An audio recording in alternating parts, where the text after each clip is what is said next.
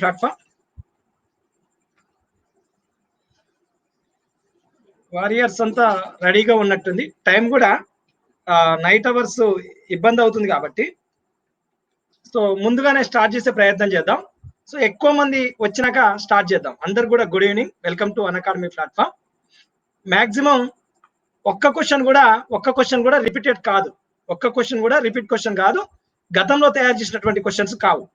కొత్తగా మళ్ళీ మీకోసం కొత్తగా ప్రశ్నపత్రాన్ని రూపొందించినటువంటి సందర్భం. నిన్న వచ్చినటువంటి 50 క్వశ్చన్స్ లో ఫ్లోర్ క్రాసింగ్ క్వశ్చన్, అది ఒకటి ఫ్లోర్ క్రాసింగ్, కార్పెట్ క్రాసింగ్ అనే దానికి ఫ్లోర్ క్రాసింగ్ గా చెప్పడం, ఫ్లోర్ క్రాసింగ్ కు కార్పెట్ క్రాసింగ్ గా చెప్పడం, అదొకటి మినహా మిగతా 49 క్వశ్చన్లు అన్ని కూడా సరైనటువంటి విశ్లేషణ జరిగింది. లాస్ట్ టైం క్వశ్చన్ జరిగినటువంటి టాప్ 50 MCQs లో. సో అదొకటి అశోక్ పోతపాక సారు ఆల్రెడీ మెన్షన్ చేయడం జరిగింది సార్ కూడా ఆ రోజు. బట్ అది చివరిలో చర్చిద్దాం అనుకున్నాం. మిస్టేక్ లో టైం లేకపోవడం, 11 కావడం, వెళ్ళిపోవడం జరిగింది. సో అది ఒక భాగం. ఇప్పుడు discussion and Indian polity top 50 MCQs second paper. ఇది ఎక్సలెంట్ ఫార్మెట్, క్వశ్చన్ ఫార్మెట్ బాగుంటుంది. డెఫినెట్లీ మీకు ఎగ్జామినేషన్ ఓరియంటేషన్ లో ఉంటుంది, మీకు ఉపయోగపడుతుంది. ఎవరికి కూడా డౌట్ అవసరం లేదు, ఖచ్చితంగా ఉపయోగపడుతుంది. ఓకేనా? ఒక్క 15 పేపర్లను అయితే చూద్దాం. ఒక్క 15 పేపర్లు ఈ ఒకవేళ ఈ 6 months లో మున్సిపల్ కమిషనర్స్ ని కూడా భర్తీ చేసే అవకాశం ఉంటుంది కాబట్టి ఆ ఓరియంటేషన్ లో మనం దాదాపుగా దగ్గరగా సమకాలీన అంశాల ద్వారా రూపొందించడం జరిగింది.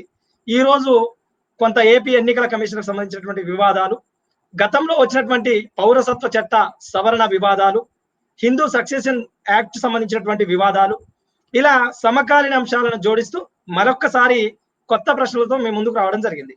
ఒక్క 2-3 minutes లో అందరు జాయిన్ అయ్యే అవకాశం ఉంటుంది కాబట్టి ఒక్క 2 minutes వెయిట్ చేస్తాం. వేరే ఉద్దేశం ఏం లేదు, జస్ట్ ఓకేనా? నాకు కూడా టైం ఏం దొరకట్లేదు, చాలా బిజీ షెడ్యూలే ఉంది. ఒక పేపర్ తయారు చేయాలంటే దాదాపుగా ఒక 8-9 గంటలు ఆలోచించాల్సిన సందర్భం ఏర్పడుతుంది.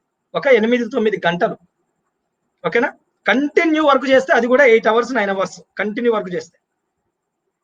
చూద్దాం, ఇంకా జాయిన్ అవుతుర్రు. కొద్దిగా ఆరోగ్యం బాగాలేదని చెప్పిన కదా ఈ మధ్య కాలంలో. సో ఆ టాబ్లెట్స్ కూడా వేసుకుంటున్నాం. ఒక just second.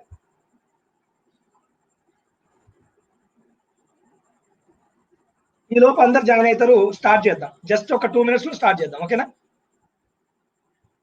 Good evening Prithvi sir and Swathi madam, అందరు కూడా గుడ్ ఈవినింగ్ అండి.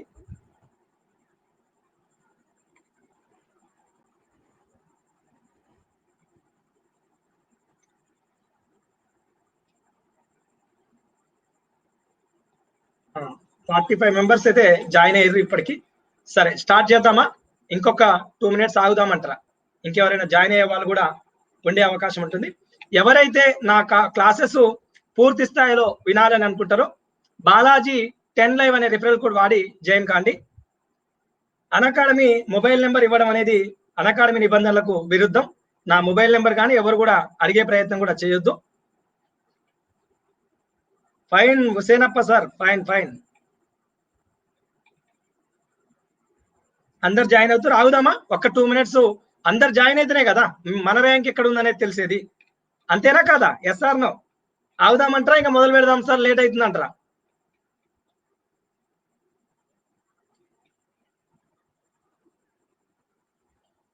ఓకే రైట్, చూద్దాం. దాదాపు అందరూ, నేను నా ఓరియంటేషన్ లో అయితే గ్రూప్ 2ని మొదలు పెట్టేటప్పుడు పాలిటీ తోటే మొదలు పెట్టాలని చెప్పిన.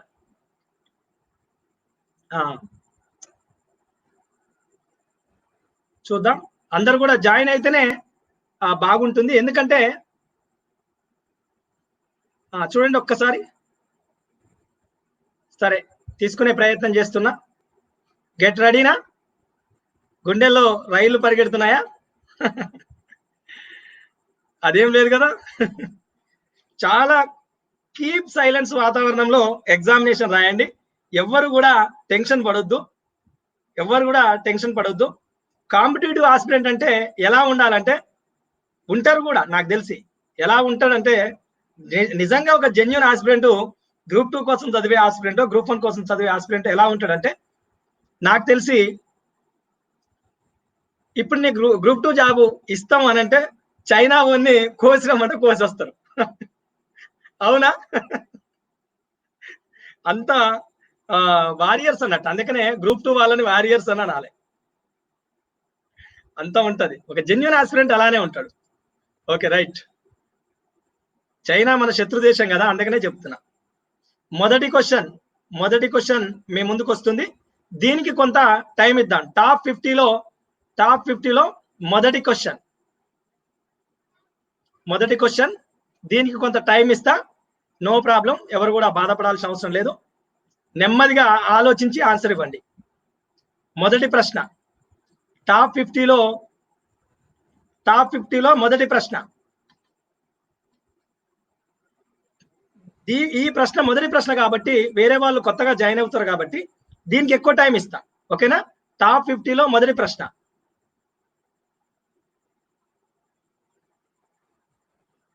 Inter state water disputes act ఎప్పుడు వచ్చింది అనేది క్వశ్చన్.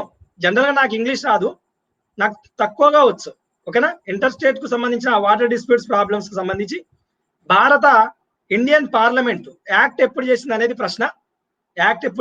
ప్రశ్న. దీనికి కొంత టైం ఇస్తా. ఫస్ట్ క్వశ్చన్ కాబట్టి కూల్ గా ఆన్సర్ చేయండి. ఓకేనా?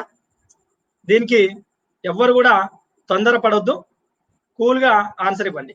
మొదటి ప్రశ్న,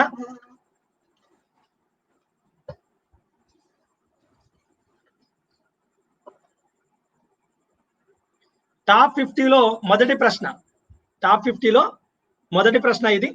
రమేష్ గౌడ్, ప్రవీణ్ కుమార్, రాజేష్, నరసింహ, గౌతమ్, మీరందరూ కూడా ఇప్పుడే జాయిన్ అయ్యారు కదా. మొదటి ప్రశ్న ఇదే, టాప్ 50లో మొదటి ప్రశ్న. కరిష్మా మేడం, టాప్ 50లో మొదటి ప్రశ్న.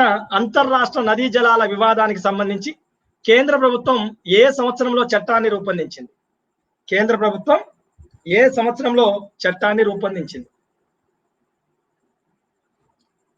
ఇంకా 24 సెకండ్స్ ఉంది టైము. ఈ లోపు ఎవరు జాయిన్ అయినా వాళ్ళ అదృష్టంగా చెప్పుకోవచ్చు. ఓకే, ఎందుకంటే రాయడానికి అవకాశం ఉంటుంది కదా.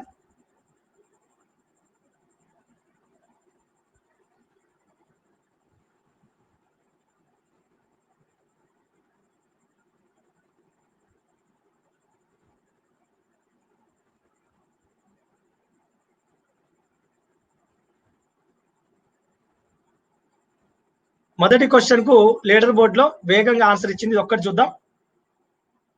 చెన్నకేశవులు గోరెడ్డి. ఓకేనా? 1 సెకండ్ ఆన్సర్ ఇచ్చారు. 1956 సార్. 1956లో అంతర్రాష్ట్ర నదీ జలాల వివాదానికి సంబంధించిన భారత ప్రభుత్వం ఏ సంవత్సరంలో చట్టాన్ని రూపొందించిందంటే 1956లో. టాప్ 50లో మొదటి ప్రశ్న అయిపోయింది.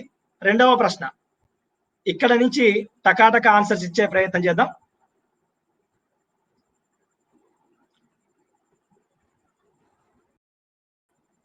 రెండవ ప్రశ్న కరెంట్ ఇష్యూస్ ఆధారంగా పాలిటిక్ క్వశ్చన్స్ ని తయారు చేయడం జరిగింది. ఓకేనా? Joseph Shine versus union of India కేసులో సుప్రీంకోర్టు ఇండియన్ పినాల్ కోడ్ లోని ఏ సెక్షన్ ని తొలగించింది? ఇండియన్ పినాల్ కోడ్ లోని Joseph Shine versus union of India కేసులో. ఇంకా జాయిన్ అవుతుర్రు. సరే, దీనికి ఒక క్వశ్చన్ కూడా పెద్దగా ఉంది కాబట్టి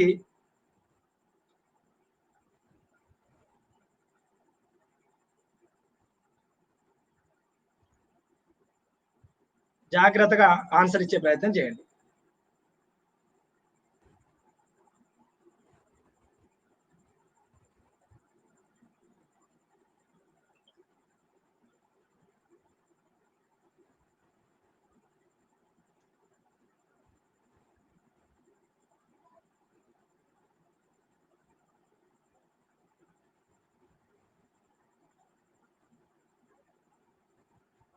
టాప్ 50లో రెండవ ప్రశ్న.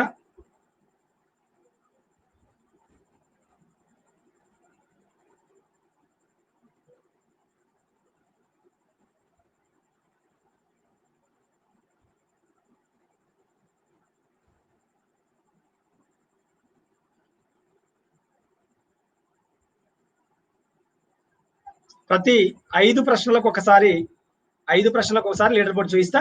సెక్షన్ 497 ఏదైతే భర్త అనుమతితో భర్త అనుమతితో పరాయి పురుషునితో సంబంధం ఇల్లీగల్ కాంటాక్ట్ పెట్టుకోవచ్చు, అది నేరం కాదు, నేరం కాదు. అంటే ఇక్కడ భార్య మీద భర్తకు ఆజమాయిషి చూయించడం, ఈ స్త్రీ పురుష లింగ వివక్ష కనిపిస్తుంది. కాబట్టి భారత రాజ్యాంగంలో అందరూ సమానమే కాబట్టి, చట్టం దృష్టిలో అందరూ సమానమే కాబట్టి ఈ సెక్షన్ ఐపీసీ సెక్షన్ 497 ప్రకారం ఏదైతే భర్త అనుమతితో కాకుండా వేరే విధంగా మాత్రమే నేరం అని చెప్పబడే పదం ఏదైతుందో, సో ఆ భర్త అనుమతి అనే పదం ఒకరి మీద ఆధిపత్యం చెలాయించే విధంగా ఉంది. చట్టం దృష్టిలో అందరూ సమానమే అని ఆ భర్త అనుమతి అనే ఆజమాయిషి పదాన్ని తొలగించడం కోసం సెక్షన్ 497 తొలగించడం జరిగింది. ఓకేనా?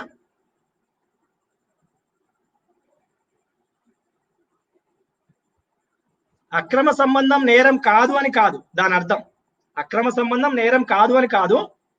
జనరల్ గా సెక్షన్ 4 ఇండియన్ పినాల్ కోడ్ లో ఉన్నటువంటి సెక్షన్ 497 ఏం చెప్తుందనంటే, భర్త అనుమతితో కాకుండా అనేది అక్కడ ఉంటుంది. పదం అనేది భర్త అనుమతి కాకుండా చేస్తే నేరం అనే పదం ఏదైతుందో, అంటే భర్త అనుమతితో చేయడం అనేది ఆ లింగ వివక్ష, అంటే భర్త యాజమాయిషి ఏంది అనేది ఏదైతుందో యాక్చువల్ గా తీర్పు, అది జడ్జిమెంట్, అది కాస్త మెసేజ్ రాంగ్ వెళ్ళిపోయింది. ఓకేనా?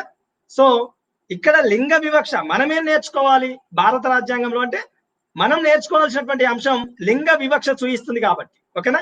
అర్థమవుతుందా? ఆర్టికల్ 15. సరే, మరొక ప్రశ్న చూడండి. ఇక్కడ మనం ఎనాలిసిస్ చేసేంత టైం ఉండదు. మరొక ప్రశ్న చూడండి, 3వ ప్రశ్న, టాప్ 3 క్వశ్చన్.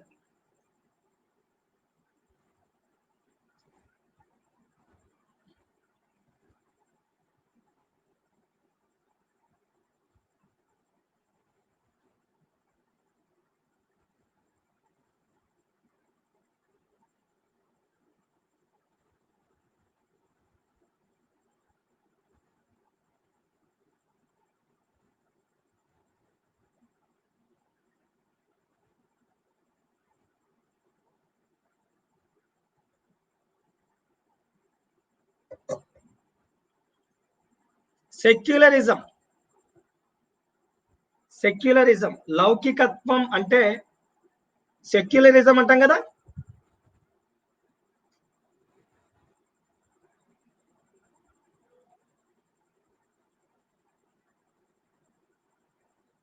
మరొక ప్రశ్న చూడండి, 30 సెకండ్స్ కి ఒక ప్రశ్నని చేసేద్దాం, తొందరగా చేసేద్దాం.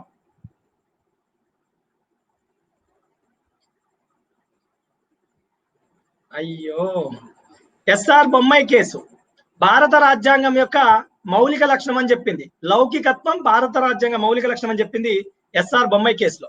మరొక ప్రశ్న చూడండి, 4వ ప్రశ్న, టాప్ 50లో 4వ ప్రశ్న.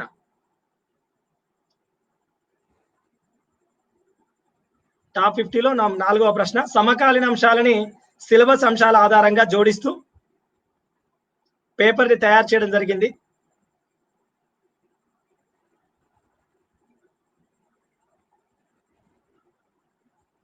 నాలుగవ ప్రశ్న ఇది, టాప్ 50లో top 4th question.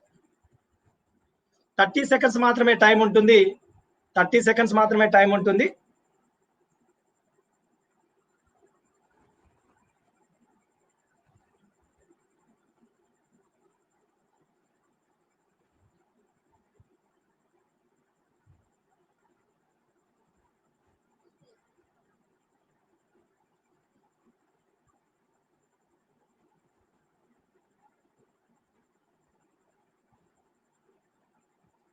Top 5 question చూడండి, లీడర్ బోర్డు కూడా చూపించబడుతుంది. సైరా బాను అని పడ్డది. జనరల్ గా ఎగ్జామినేషన్ వాతావరణంలో కూడా పదాల అమరిక అనేది ఇలానే ఉంటుంది. సైరా బాను అంటే సైరా బాను అని స్పెసిఫిక్ గా అదే స్పెల్లింగ్ తో రాదు. సో ఒకవేళ ఇలా వచ్చినా గుర్తుపెట్టాలన్న ఉద్దేశంలో కొంత ఆ గూగుల్లో తీసుకుంటున్నటువంటి మైక్రోఫోన్ తీసుకుంటున్నటువంటి పద ప్రకారమే మీకు అందించడం జరుగుతుంది. ఓకేనా? Saira Banu versus union of India. ఓకేనా? Saira Banu versus union of India కేసులో మహిళా హక్కులను కాలు రాసిన త్రిపుల్ తలాక్ రాజ్యాంగ విరుద్ధమని తీర్పు ఇవ్వడం జరిగింది. మరొక ప్రశ్న చూడండి, top 5th question.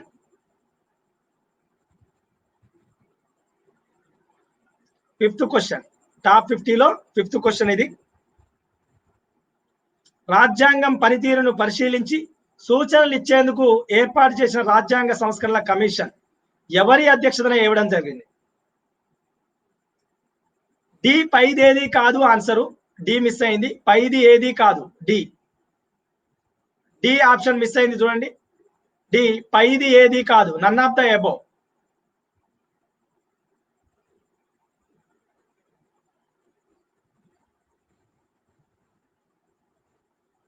Thirty seconds మాత్రమే టైం ఉంటుంది. రాజ్యాంగ పనితీరును పరిశీలించి సూచనలు చేసిన రాజ్యాంగ సంస్కరణల కమిషన్ ఎవరి అధ్యక్షతన ఏర్పాటు చేయబడింది? ఎవరి అధ్యక్షతన ఏర్పాటు చేయబడింది? లీడర్ బోర్డ్ చూద్దాం.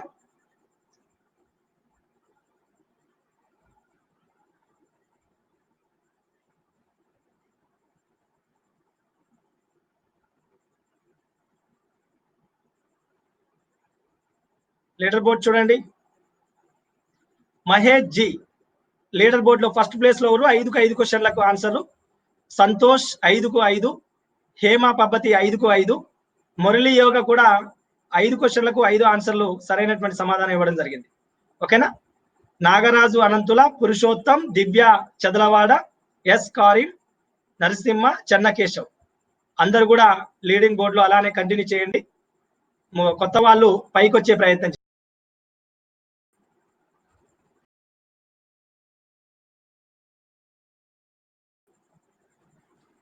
6వ ప్రశ్న, టాప్ 6th క్వశ్చన్.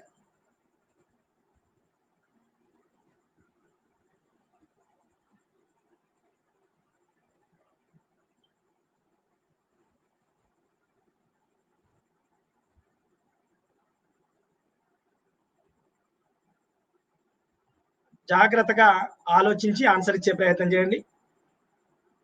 క్వశ్చన్ కూడా నేను చదివే ప్రయత్నం చేయను. ఎగ్జామినేషన్ వాతావరణంలో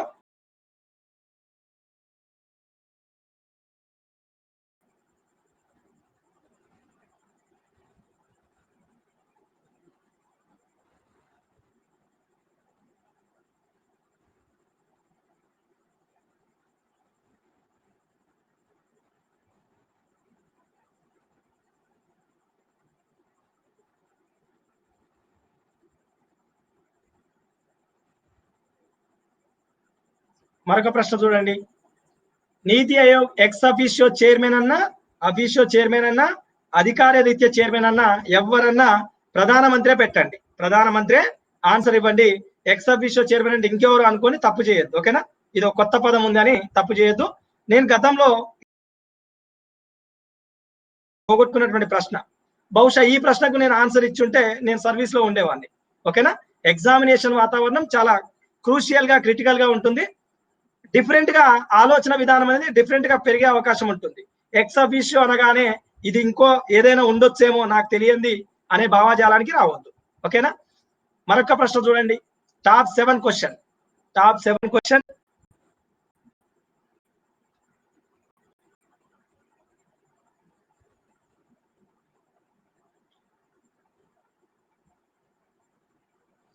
సిలబస్ పేపర్ ని సమకాలీన అంశాలతో జోడిస్తూ, సిలబస్ పేపర్ ని సమకాలీన అంశాలతో జోడిస్తూ మీకు ఈ ప్రశ్న పత్రాన్ని తీసుకురావడం జరిగింది.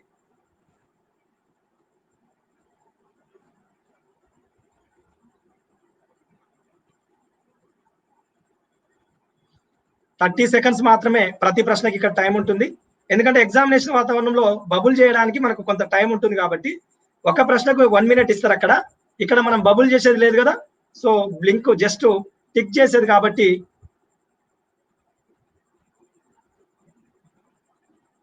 మరొక ప్రశ్న చూడండి. దినేష్ గోస్వామి కమిషన్ అనేది ఎన్నికల సంస్కరణలకు సంబంధించినటువంటి కమిషన్. ఎన్నికల సంస్కరణలకు సంబంధించినటువంటి కమిషన్. ఈ దినేష్ గోస్వామి కమిషన్ తర్వాతే భారత్ లో ఎన్నికల విషయాలలో కొంత మార్పులు వచ్చినట్టుగా చెప్పుకోవచ్చు. మరొక ప్రశ్న చూడండి. మనకు టిఎస్పిఎస్సి వాళ్ళకి కానీ, ఏపీపీఎస్సి వాళ్ళకి కానీ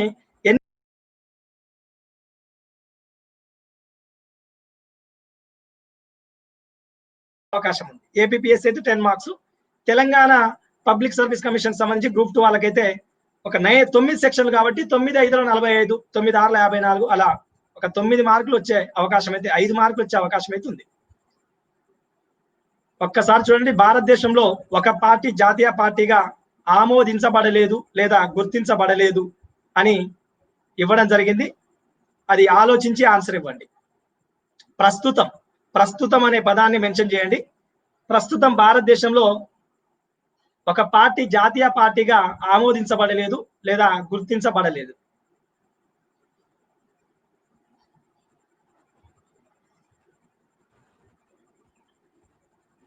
ఇప్పటికైతే 92 మెంబర్స్ ఉన్నారు. 92 మెంబర్స్ లైవ్ లో ఉన్నారు. నాకు చూపిస్తుంది అయితే 92 మంది.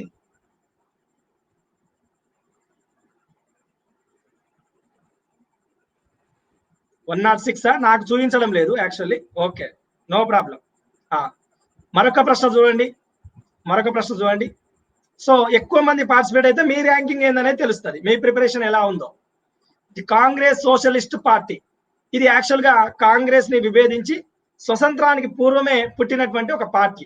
జస్ట్ మీకు ఒక ఐడియాలజీ ఉండాలి ఏ పార్టీ అనేది మీకు ఒకటి తెలవాలి కాబట్టి ఆప్షన్ లో స్వతంత్రానికి పూర్వమే ఉన్నటువంటి ఒక పార్టీని ఇవ్వడం జరిగింది, కాంగ్రెస్ సోషలిస్ట్ పార్టీ. ఓకేనా? సో నేషనల్ పీపుల్స్ పార్టీ కానీ, కాంగ్రెస్ పార్టీ కానీ, బహుజన సమాజ్వాదీ పార్టీ కానీ జాతీయ పార్టీ హోదా ఉన్నటువంటి పార్టీలు. మరొక ప్రశ్న చూడండి, మనకు దాదాపుగా ఎన్నికల కమిషన్ నుంచి 5 నుంచి 10 మార్కులు వచ్చే అవకాశం ఉంది మనకు సిలబస్ లో ఇచ్చినటువంటి అంశాల ప్రకారం.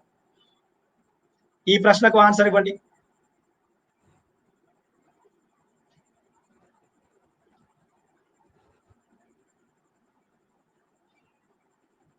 జాగ్రత్తగా ఆలోచించి ఆన్సర్ ఇవ్వండి. జాగ్రత్తగా ఆలోచించి ఆన్సర్ ఇచ్చే ప్రయత్నం చేయండి.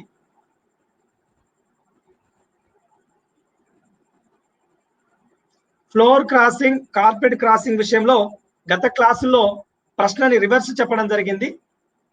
ఫ్లోర్ క్రాసింగ్ అంటే కింది ఫ్లోర్ నుంచి పై ఫ్లోర్కి ఎక్కడం అని అనుకోండి. అంటే ప్రతిపక్షం నుంచి అధికార పక్షానికి పోవడం, కింది ఫ్లోర్ నుంచి పై ఫ్లోర్కి పోవడం. కార్పెట్ క్రాసింగ్ అంటే మాత్రం రివర్స్, అధికార పక్షం ఓడే పని లేక ప్రతిపక్షంలోకి వస్తుంది, తెలివి లేక. అట్లా గుర్తుపెట్టుకోండి.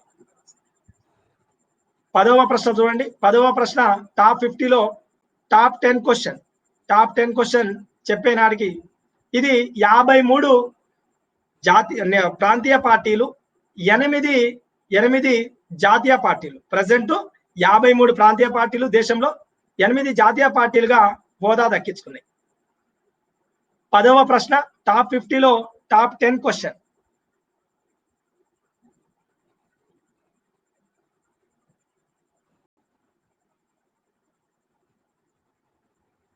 పేపర్ ఎగ్జామినేషన్ పేపర్ ఎప్పుడు కూడా యావరేజ్ గానే ఉంటుంది. డెఫినెట్లీ మీరు ఇన్ డెప్త్ గా వెళ్ళాల్సినటువంటి పని లేదు.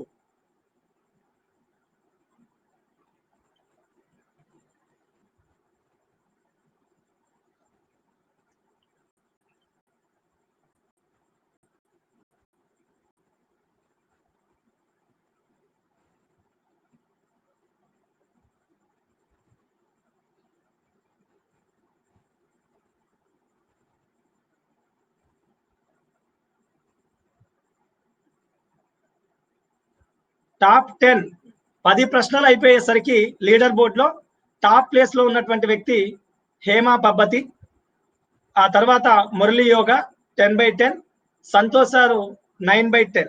ఓకేనా? 9/10 ఒక్కొక్క మార్క్ అయితే తప్పు చేయడం జరిగింది, Karim sir and Santosh sir.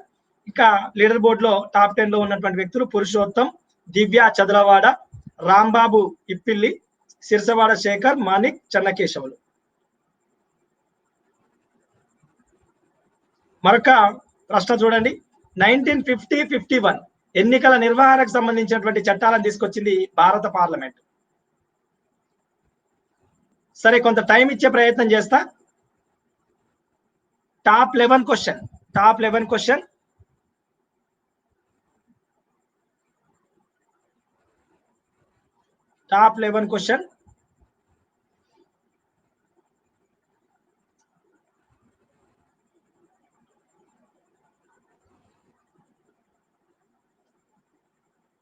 45 minutes ఇచ్చే ప్రయత్నం చేస్తా. టైం వచ్చేసి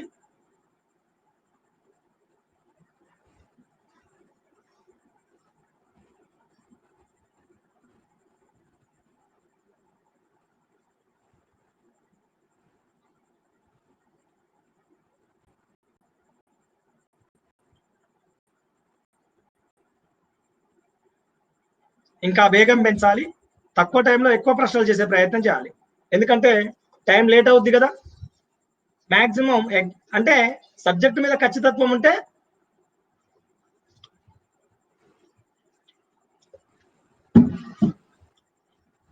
చెయ్యొచ్చు.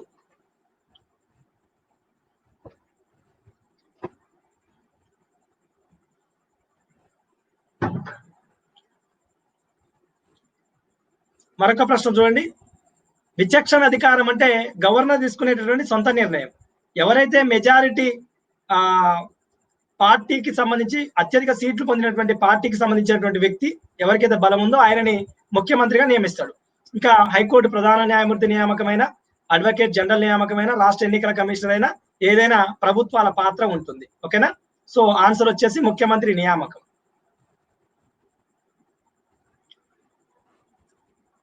టాప్ 12 క్వశ్చన్ చూడండి. 12 క్వశ్చన్ రీసౌండ్ వస్తుందా? ఒక్కసారి రీఫ్రెష్ చేస్తే చూడండి.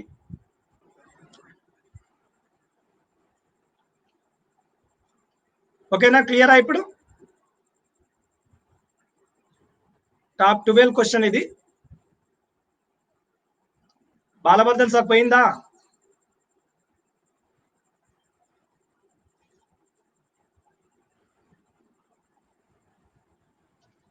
ఇబ్బంది ఏం లేదు కదా?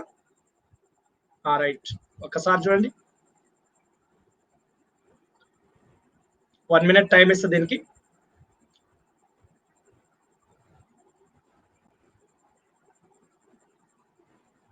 Just wait.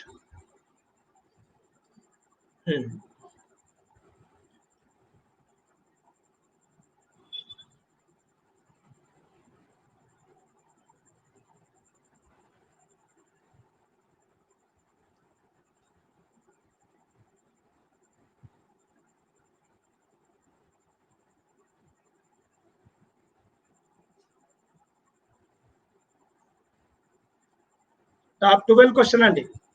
50లో 12 క్వశ్చన్లు అయిపోయింది. ఈ క్వశ్చన్ పేపర్ అయితే ఖచ్చితంగా డెఫినెట్లీ బట్టి అయితే పట్టండి. ఒకవేళ మీకు ఏమైనా మిస్ అవుతున్నటువంటి క్వశ్చన్లు ఉంటే ఒక నోట్స్ తీసుకొని రాసుకోండి. ఏ క్వశ్చన్ మిస్ అవుతుంది ఇంకా రాయాల్సిన అవసరం ఏం లేదు. అంగ అసెంబ్లీ ఉందనుకోండి, ఉదాహరణ, ఆన్సర్ ఏంది అన్నట్టు ఆ ఆన్సర్ ని డైరెక్ట్ రాసేయండి. అంగ అసెంబ్లీ అనగా అని రాసేయండి, ఒకవేళ మీరు తప్పు పెడితే. ఓకేనా. తప్పు క్వశ్చన్లకి డెఫినెట్లీ ఒక బుక్ మెయింటైన్ చేయండి, ఒక చిన్న నోట్స్ మెయింటైన్ చేయండి. మీరు పెట్టినటువంటి ఆన్సర్లు అయితే అవసరం లేదు, సరిగా పెట్టినటువంటిది అయితే డెఫినెట్లీ మీరు ఎగ్జామినేషన్ హాల్లో కూడా మీకు క్వశ్చన్ టిక్ చేస్తా, డెఫినెట్లీ చేస్తా. ఓకేనా. టాప్ 13 క్వశ్చన్ చూడండి. 13th question.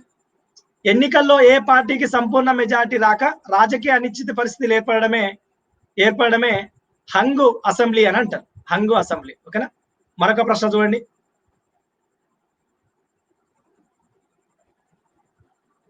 మరొక ప్రశ్న చూడండి.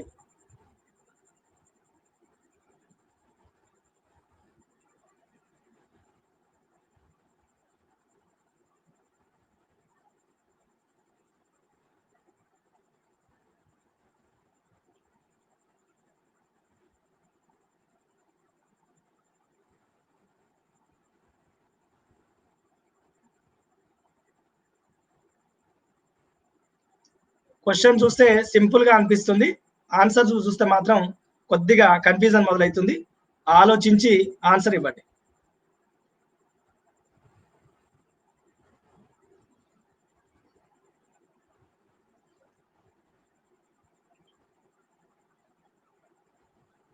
Top 14 question leader board. Next question కు లీడర్ బోర్డు చూద్దాం. లీడర్ బోర్డు లో ఎవరు ఫస్ట్ ప్లేస్ లో ఉన్నారో.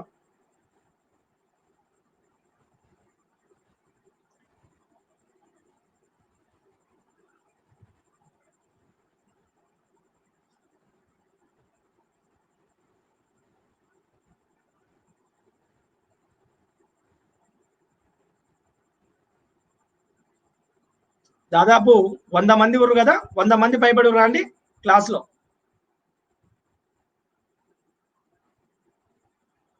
Okay okay okay right. Top 14 question చూడండి. Top 14 question. సో గవర్నర్ అండి, శాసనాధికారం భారత రాజ్యాంగంలో ఇద్దరికి మాత్రమే ఉంటుంది, ఒకటి రాష్ట్రపతి, 2 గవర్నర్. మరొక ప్రశ్న చూడండి, టాప్ 14 క్వశ్చన్.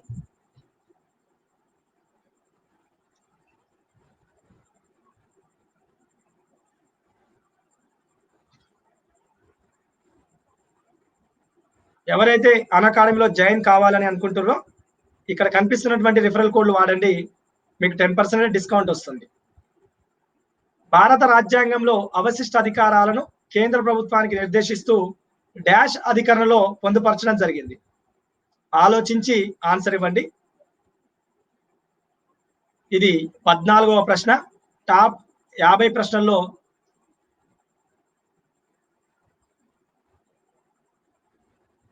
కొన్ని ప్రశ్నలకు 30 సెకండ్లే ఇస్తా, కొన్ని ప్రశ్నలకు మాత్రం కొంత టైం ఎక్కువ ఇచ్చే ప్రయత్నం చేస్తా. ఇది తొందరగా పెట్టేసేటటువంటి ప్రశ్నే.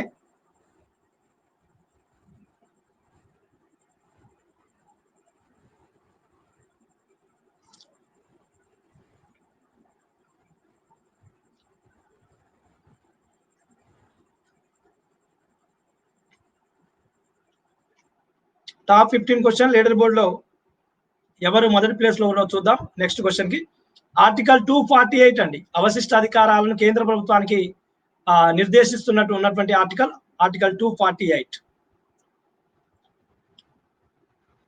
Top 15 question. Top 15 question 30 seconds ఒక ఆన్సర్ ఇచ్చే ప్రయత్నం చేయండి, ఎక్కువ టైం తీసుకోవద్దు ఎవరు కూడా.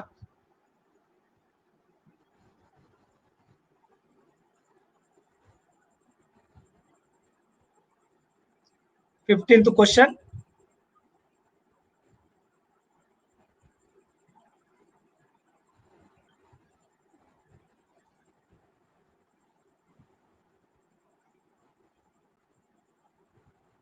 వన్ మినిట్ టైం ఇస్తా, క్వశ్చన్ ని రీడ్ చేయండి.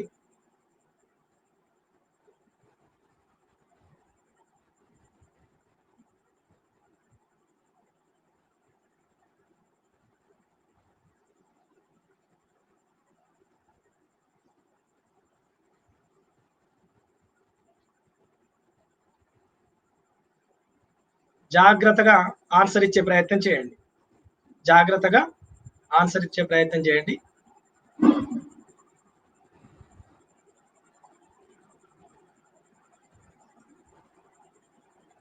ఏం తింటుర్రు అంటురా? తినే టైం లేక యాపిల్స్. అన్నం తినే టైం లేదు.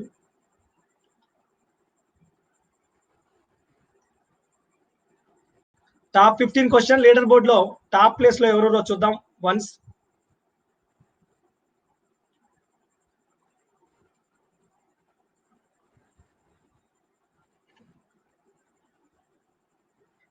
టాప్ 15 క్వశ్చన్స్ అయిపోయేసరికి లీడర్ బోర్డ్ లో ఉన్నటువంటి మొదటి వ్యక్తి హేమా పబ్బతి, రెండవ వ్యక్తి మురళీ యోగా.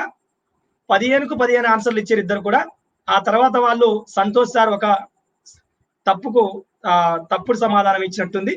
ఇక కరీం సారు 2 ప్రశ్నలకు, పురుషోత్తం సార్ 3 ప్రశ్నలకు, సిరసవాడ శేఖర్ సార్ 3 ప్రశ్నలకు, మహేష్ సార్ 4 ప్రశ్నలు, మహన్ చారి 4 ప్రశ్నలు, దివ్యా చంద్రవాడ 4 ప్రశ్నలు, మానిక్ బి 4 ప్రశ్నలకు తప్పుడు సమాధానాలు ఇచ్చారు. వీళ్ళు లీడర్ బోర్డ్ లో టాప్.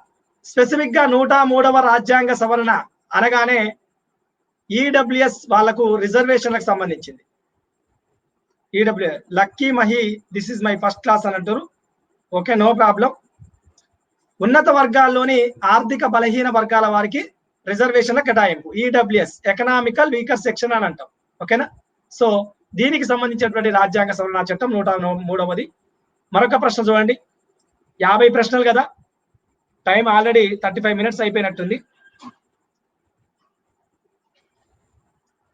సమకాలీన అంశాలని కంటెంట్ వైపు జోడిస్తూ పేపర్ తయారు చేయడం జరిగింది. ఆలోచించి తక్కువ సమాధానం ఇచ్చే ప్రయత్నం చేయండి. ఎందుకంటే ఇది 30 సెకండ్స్ మాత్రమే టైం తీసుకునే ప్రశ్న ఇది.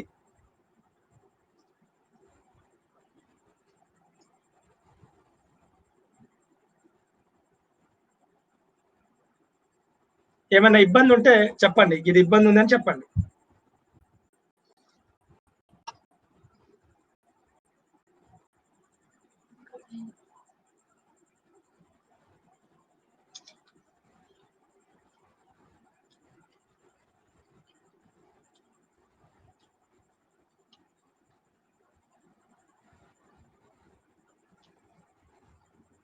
నూట 2వ రాజ్యాంగ సవరణ చట్టం అండి. జాతీయ వెనుకబడిన తరగతుల కమిషన్ కు రాజ్యాంగ హోదా కల్పించినటువంటి సవరణ చట్టం అంటే 102వ రాజ్యాంగ సవరణ చట్టం. మరొక ప్రశ్న చూడండి. తక్కువ సమయంలో ఎక్కువ ప్రశ్నలు చేసే ప్రయత్నం చేద్దాం.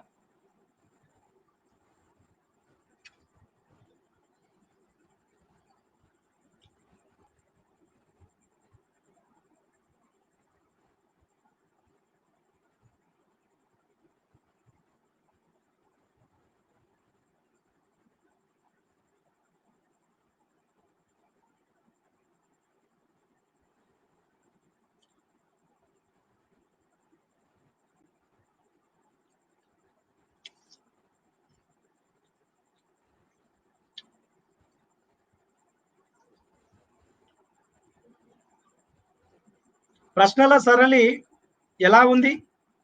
హార్డ్ ఉందా, యావరేజా? యావరేజ్ అయితే ఏ, హార్డ్ అయితే హెచ్, బిలో యావరేజ్ అయితే బి.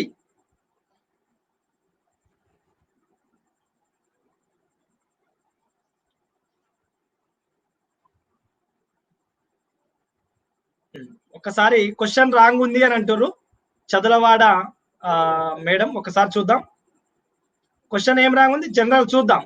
భారత రాజ్యాంగానికి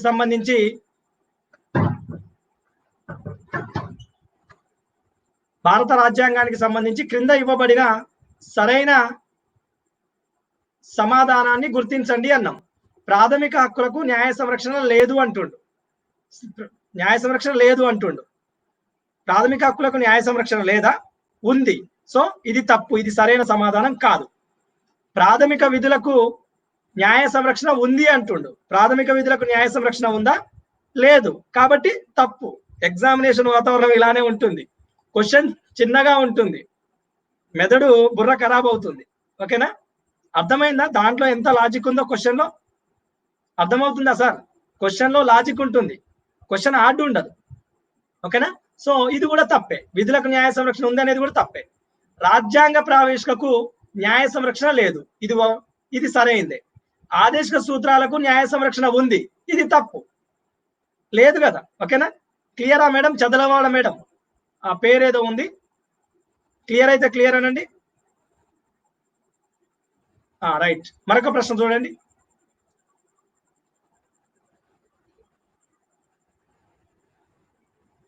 విషయం ఏంటంటే ప్రశ్న తయారు చేసినాక నేను కూడా సేమ్ కన్ఫ్యూజ్ అయినా. ప్రశ్న తయారు చేసినాక నేను కూడా కన్ఫ్యూజ్ అయినా, అలానే మీ మాదిరిగానే. చూద్దాం ఈ ప్రశ్నకి ఎంతమంది సమాధానం ఇస్తారో. సింపుల్ అండ్ టఫ్ చూద్దాం. 30 సెకండ్స్ మాత్రమే టైం ఇస్తా. ఉచిత నిర్బంధ విద్యా హక్కు ఏ హక్కు గ్రూప్ లో పొందుపరచబడింది?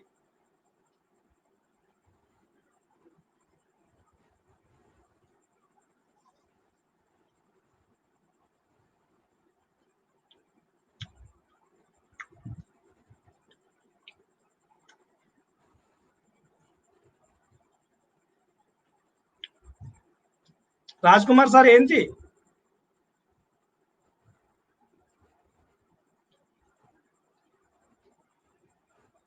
విద్యా హక్కు, ఉచిత నిర్బంధపు విద్య.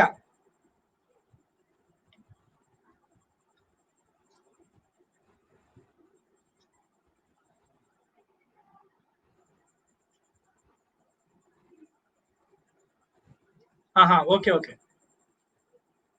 జనరల్ గా ఉచిత నిర్బంధ విద్యా హక్కు ఎంత అండి? 21A అంతే కదా? 21A. సో 21A ఆర్టికల్ ఎక్కడ ఉంటుంది? సాస్వే దోమసారా ఒక కోడ్ ఉంది కదా, ప్లస్ కోర్స్ లో చెప్పిన కదా చాలా మందికి. 542421 అని చెప్పలే? సో 5, 14, 15, 16, 17, 18 19, 20, 21. 21వ అధికరణ ఎక్కడ ఉంది? స్వేచ్ఛ స్వాతంత్రపు హక్కులో ఉంది. సో 21A అనేది చేర్పు ఎక్కడ చేర్చిర్రు? స్వేచ్ఛ స్వాతంత్రపు హక్కు గ్రూప్ లో చేర్చిర్రు. క్లియరా? సో ఇలా అందరు ఏమనుకుంటారు? విద్యా సాంస్కృతిక విషయ సూచిక హక్కు గ్రూప్ అని అనుకుంటారు చాలా మంది. మరొక ప్రశ్న చూడండి. లాజిక్ ఉంటుంది అంతే, ప్రశ్నలో లాజిక్ ఉంటుంది. ప్రశ్న సింపుల్ ఉంటుంది బట్ లాజిక్ ఉంటుంది.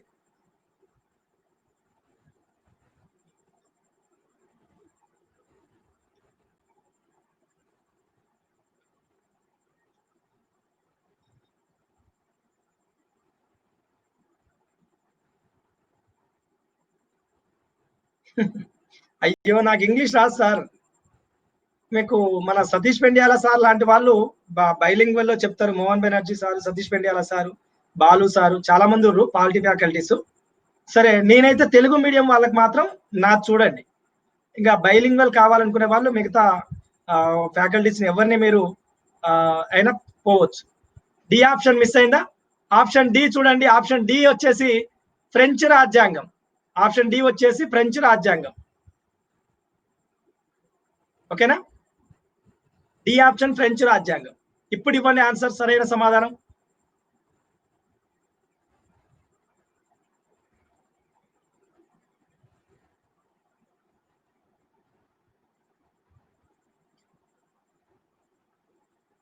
రమేష్ సార్ ఓకేనా? చెప్పింది అర్థమైందిగా? నో ప్రాబ్లమా? లేకపోతే నాకు కొద్దిగా రాదు యాక్చువల్గా, నేను తెలుగు మీడియం కాబట్టి. పృథ్వీ సార్ పెడుతుర్రు ఆన్సర్స్.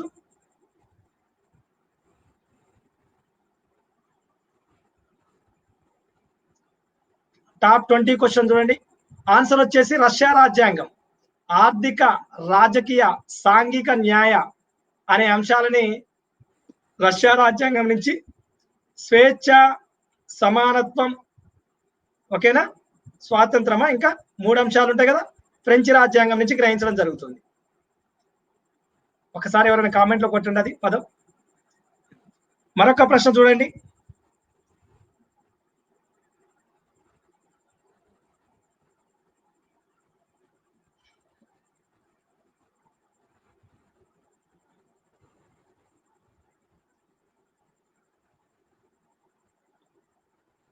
ఎంసీక్యూస్ ని మిస్ చేసుకోవడం ఇష్టం లేదంటురా? చూద్దాం వీటిని నెక్స్ట్ సెషన్ నుంచి యాజ్ ఇట్ ఈస్ గా ఇంగ్లీష్ లో ట్రాన్స్లేట్ కొట్టి, గూగుల్ ట్రాన్స్లేట్ కొట్టి తెచ్చే ప్రయత్నం చేస్తా. రమేష్ సార్ ఓకేనా? మీరు డెఫినెట్లీ కావాలి అని అంటే ఇంగ్లీష్ వాళ్ళకు కూడా మేము గూగుల్ ట్రాన్స్లేట్ లో చేసేస్తాం. నాకు వచ్చినా రాకుండా గూగుల్ అయితే మంచిగానే చేస్తుంది, నో ప్రాబ్లం. ఓకేనా?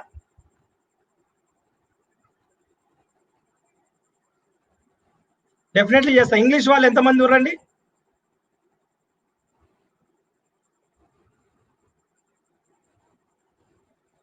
ఇంగ్లీష్ వాళ్ళు ఒక్కసారి మీ అనండి.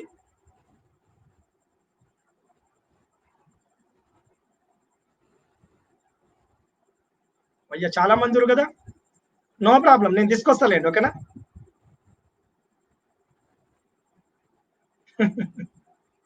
కానీ ఇంగ్లీషే నేర్చుకోవాలి. తెలుగు మీడియం వాళ్ళు కూడా ఇంగ్లీషే నేర్చుకోండి. ఓకేనా? ఈ ప్రశ్నకు చూడండి సార్ ఒకసారి ఆన్సర్. సుప్రీంకోర్టు యొక్క డాష్ కేసు తీర్పును అధిగమిస్తూ కేంద్ర ప్రభుత్వం ఉన్నత వర్గాల్లో ఆర్థిక బలహీన వర్గాల వారికి రిజర్వేషన్లను కల్పించింది. జాగ్రత్తగా ఆన్సర్ ఇవ్వండి.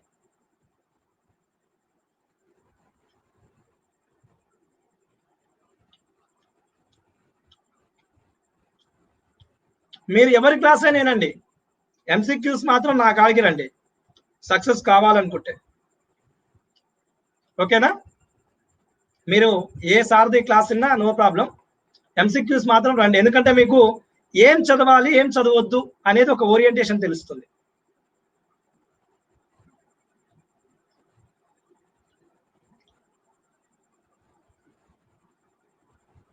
టాప్ 20 క్వశ్చన్స్ అయిపోయే వరకు లీడర్ బోర్డ్ చూడండి ఒకసారి. హేమా పబ్బతి, మురళీ యోగా ఇద్దరు కూడా 20/20 చేస్తారు. ఎక్సలెంట్ అండి. ఇక Sai Kiran, Karim, S Karim 18 questions. Santosh sir, Purushottam, Shekhar, Divya, Gautam, Radhika Reddy and Mahesh ji వీళ్ళు మాత్రం టాప్ 10 లో ఉన్నారు. పేపర్ ఈజీగానే ఉందని అంటుర్రు. టాప్ 10 అతను 6 క్వశ్చన్స్ తప్పు చేశారు. పేపర్ ఈజీగా ఉన్నప్పుడు ఎందుకు మీరు తప్పు చేస్తున్నారు? ఆలోచించండి. ఓకేనా? సుప్రీంకోర్టు యొక్క డాష్ కేసు తీర్పును అధిగమిస్తూ, అంటే ఇందిరా సహాని కేసులో ఆర్థిక రిజర్వేషన్ల చెల్లుబాటు కావు అని చెప్పింది. అయినప్పటికీ కూడా ఈ కేసు తీర్పును అధిగమిస్తూ 103వ రాజ్యాంగ సవరణ చట్టం తీసుకొచ్చారు. ఆర్థిక బలహీన వర్గాలకు రిజర్వేషన్లు. మరొక ప్రశ్న చూడండి.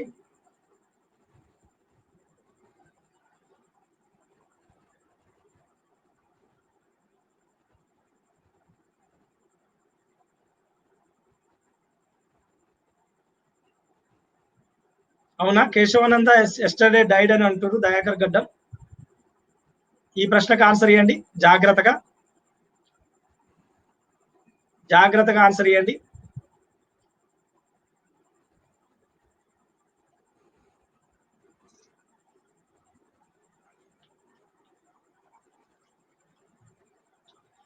మీరు నమ్ముతారో నమ్మరో కానీ తినే టైం కూడా ఉంటలేదండి వాస్తవానికి. కొన్ని సందర్భాల్లో సరే కష్టపడితే డబ్బులు వస్తున్నాయా రావట్లేదు అంటే అది అదొక భాగం అనుకోండి. అది సెకండ్ అదర్ కానీ ఫస్ట్ తినేంత టైం కూడా ఉండడం లేదు. ఈ 50 మార్క్స్ క్వశ్చన్ సమకాలీన అంశాలని చెక్ చేసుకొని పేపర్లు తిప్పేసుకొని. మరొక ప్రశ్న చూడండి. టిఎస్ మూమెంట్ కూడా ప్రతి దానికి ఎంసిక్యూస్ తీసుకొస్తా. సోషియాలజీ కానీ టిఎస్ మూమెంట్ కానీ ఏపీ వాళ్ళకి సంబంధించి ఏపీ హిస్టరీ ఎంసిక్యూస్ తీసుకొస్తా. ఏపీ వాళ్ళలో కూడా 75 marks polity, 75 marks AP history కాబట్టి వాళ్ళకు సెకండ్ పేపరు. ఇక్కడ తెలంగాణ వాళ్ళకు కూడా సెకండ్ పేపర్. మీ అందరికి కూడా సెకండ్ పేపర్ విషయంలో అక్కడ ఎగ్జామ్ రాసినా ఇక్కడ ఎగ్జామ్ రాసినా నేను గుర్తుకు రావాలనేది నా మార్క్ అనేది, మీ విజయంలో నా పాత్ర అనేది ఉండాలనేది నా బలమైన ఆలోచన. సో డెఫినెట్లీ అక్కడ వాళ్ళకి ఇక్కడ వాళ్ళకు సెకండ్ పేపర్ సంబంధించి ఎంసిక్యూస్ తీసుకొస్తా. ఇంకా ఫోర్త్ పేపర్ అంటే మీరేం ఆలోచించాల్సిన అవసరం లేదు తెలంగాణ వాళ్ళు, ఎందుకంటే అది నా సబ్జెక్ట్ కాబట్టి అది డెఫినెట్లీగా తీసుకొస్తా. ఓకేనా? ఒక్కసారి చూడండి. ఇది ఆన్సర్ ఇచ్చినామా సార్? ఇది పోల్ అయిపోయిందా? పోల్ అయిపోయింది కదా. So 15/6 sir. 10 పోల్ అయిపోతే 15/6 ఉన్నత వర్గాల్లోని ఆర్థిక బలహీన వర్గాలకు విద్యా సంస్థల్లో రిజర్వేషన్స్ ఆర్టికల్ 15/6 చెప్పబడుతుంది. మరొక ప్రశ్న చూడండి.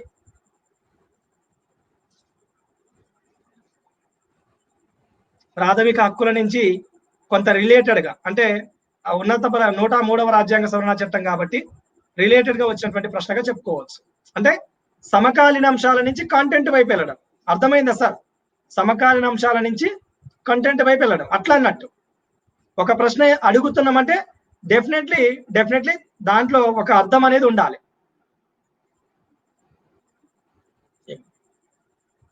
ఆలోచించి ఆన్సర్ ఇవ్వండి.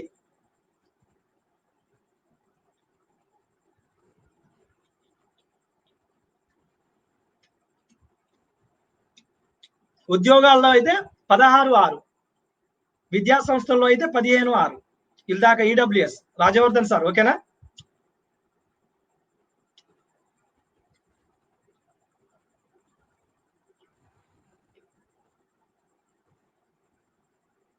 రాంగ్ పోల్ రాంగ్ ఇచ్చేసిందా? అయ్యో,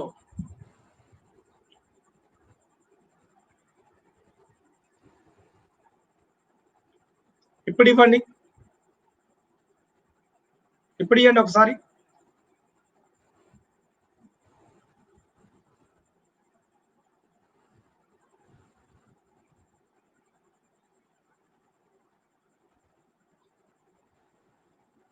అనాలిసిస్ ఎక్కువైతుంది. మనం టకటక క్వశ్చన్స్ చేసేద్దాం. మళ్ళీ లేట్ అవర్స్ అయితే కదా 10 కూడా దాటుతుంది. సో టక్కున క్వశ్చన్ టు ఆన్సర్ ఇచ్చే ప్రయత్నం చేయండి.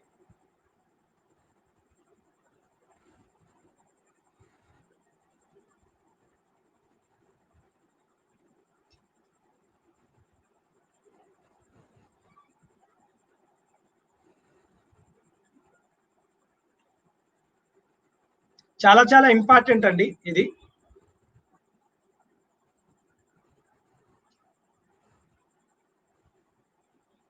ఆదేశిక సూత్రాల్లో డాష్ అధికరణ పని హక్కు పని హక్కు. ప్రభుత్వాలు పని హక్కు కూడా కల్పించాలి. ఓకేనా? సో, పనిని కూడా కల్పించాలనేది ఆదేశ సూత్రాల్లో కనిపిస్తుంది. ఆర్టికల్ 41. మరొక ప్రశ్న చూడండి.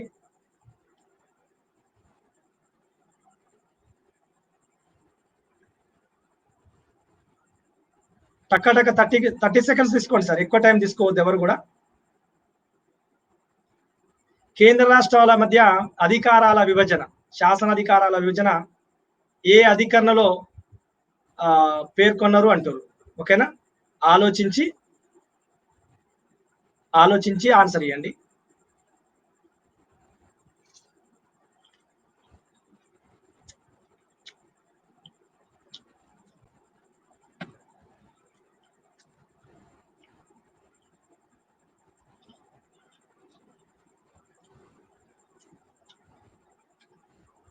లాంగ్ పోల్ ఎలా ఇద్దండి? లాంగ్ పోల్ ఎలా అవుతుంది?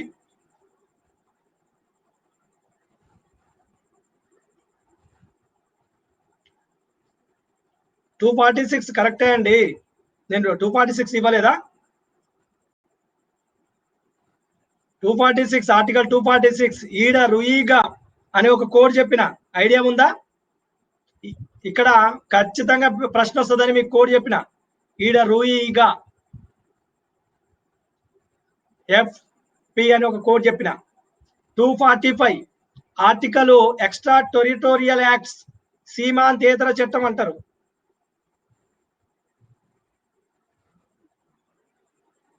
ఓకేనా? 245, 246 dividing of powers, 247 additional codes, 248 residuary powers, 249 uses దృష్ట్యా, జాతీయ ప్రయోజనాల దృష్ట్యా. ఓకేనా?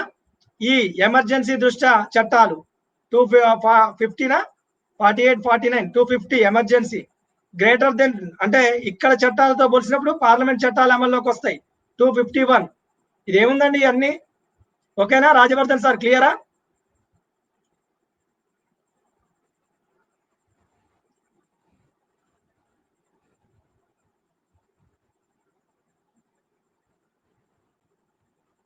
క్లియర్ అండి? రైట్. చూడండి మరొక ప్రశ్న చూడండి.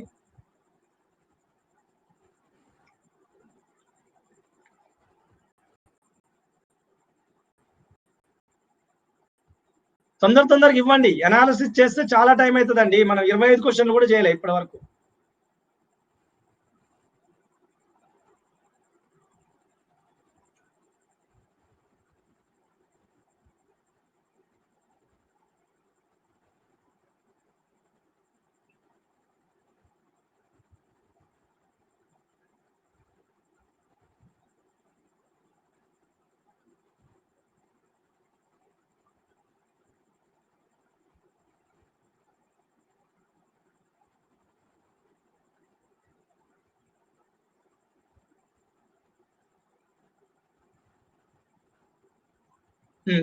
ఒకసారి చూడండి, ఆన్సర్ ఇవ్వండి.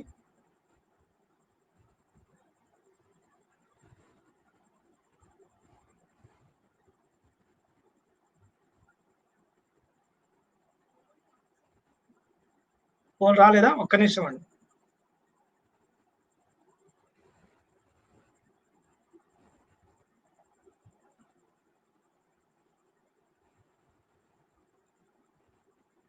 వచ్చిందా?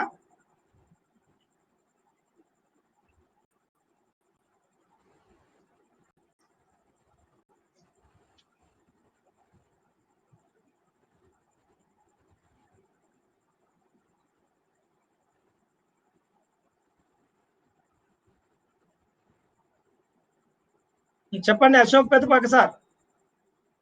విధులు 243H. ఓకేనా? అధికారాలు అనాలి. విధులు సరే, అధికారాలు కూడా అంటే జనరల్ గా విధులు అంటే హెచ్ అవుతుంది. ఇది అధికారాలే. ఓకేనా? 243W, 243G. మరొక ప్రశ్న చూడండి.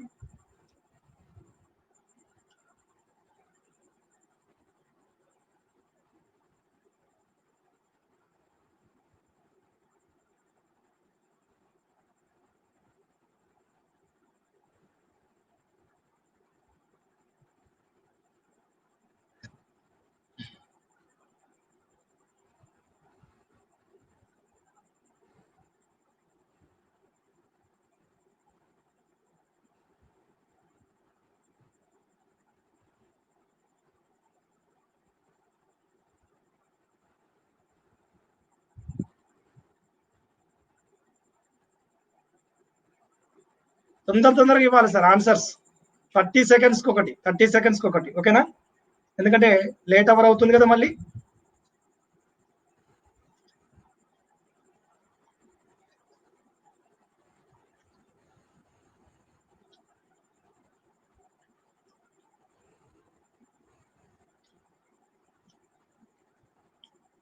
పంచాయతీ రాజ్ అధికారాలు 243G గురించి మాత్రమే చెప్తుంది ఓకేనా? షెడ్యూల్ 11 243G గురించి చెప్తుంది. షెడ్యూల్ 12 243W గురించి చెప్తుంది ఓకేనా? మరొక ప్రశ్న చూడండి వెంకట్ సార్, క్లియరా? నిర్మాణం గురించి చెప్పదు.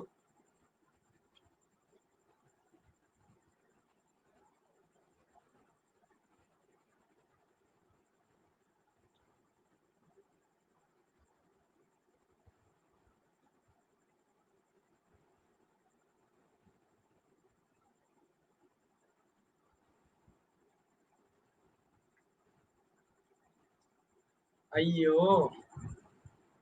అన్ని డి పోయిందా? 3 అంచెల్లో మధ్యస్థ అంచె. డి వచ్చేసి మండల పరిషత్ అండి. డి వచ్చేసి మండల పరిషత్.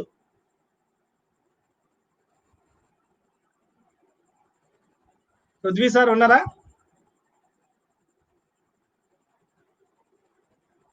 చూడండి ఒకసారి దీనికి ఆన్సర్ ఇవ్వండి. కేంద్ర ప్రభుత్వం నింపబడిన కేంద్ర ప్రభుత్వం చే నియమించబడిన బల్వంత్ రాయ్ మెహతా కమిటీ సిఫార్సులకు సంబంధించి 3 అంచెలలో మధ్యస్థ అంచె.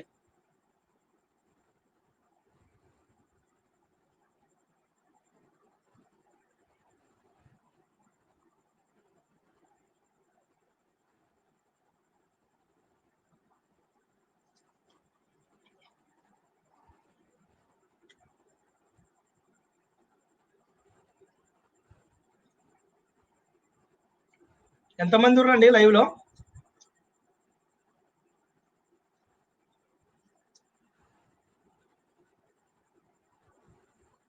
ఓకే, మరొక ప్రశ్న చూడండి.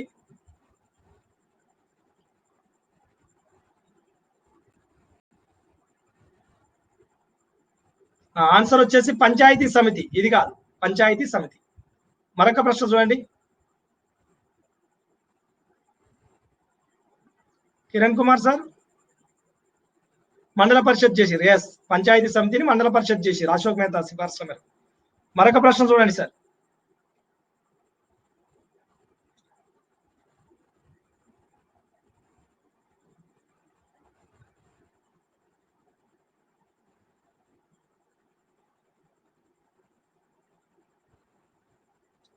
నెక్స్ట్ క్వశ్చన్ కు లీడర్ బోర్డు చూద్దాం.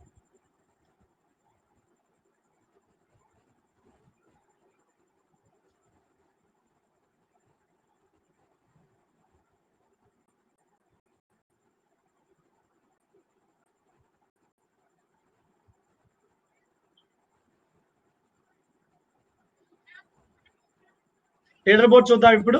30 క్వశ్చన్స్ అయినాయా? 1 అవర్ కి అంటే ఒక క్వశ్చన్ కి యావరేజ్ గా 2 నిమిషాలు తీసుకుంటున్నాం టైం. ఇంకా తగ్గించాలి మనం టైంని.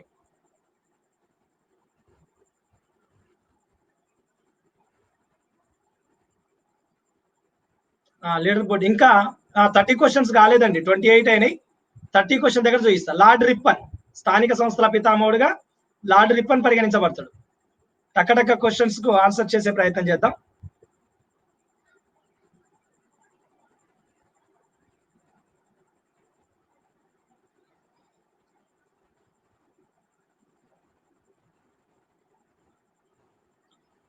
అయ్యో, ఇది కూడా పోయిందా? డి చూడండి. డి ఆప్షన్ వచ్చేసి ఆంధ్రప్రదేశ్ ప్రభుత్వం అండి. డి ఆప్షన్ వచ్చేసి ఆంధ్రప్రదేశ్ ప్రభుత్వం.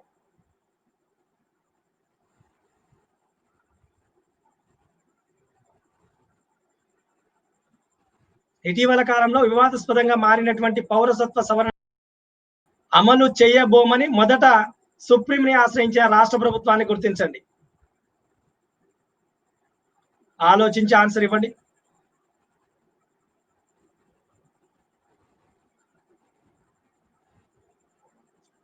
రమేష్ సార్ ఉన్నారా? English medium.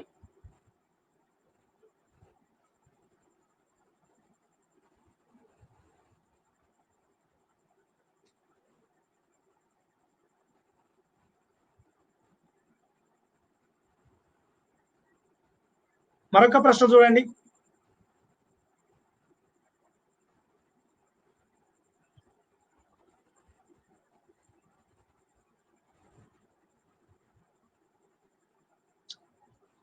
టాప్ 30 ప్రశ్న ఇది. సో ఇది కేరళ ప్రభుత్వం అండి. ఆన్సర్ మొదటగా ఆశ్రయించింది Kerala. 30th question. Leader board కూడా చూద్దాం. ఎవరు లీడర్ బోర్డులో ఫస్ట్ ప్లేస్ లో ఉన్నారు? ఈ చూస్తే ప్రాథమిక హక్కుల నుంచి ప్రశ్న ఉన్నట్టుగా కనిపిస్తుంది. ఆలోచించి ఆన్సర్ ఇచ్చే ప్రయత్నం చేయండి.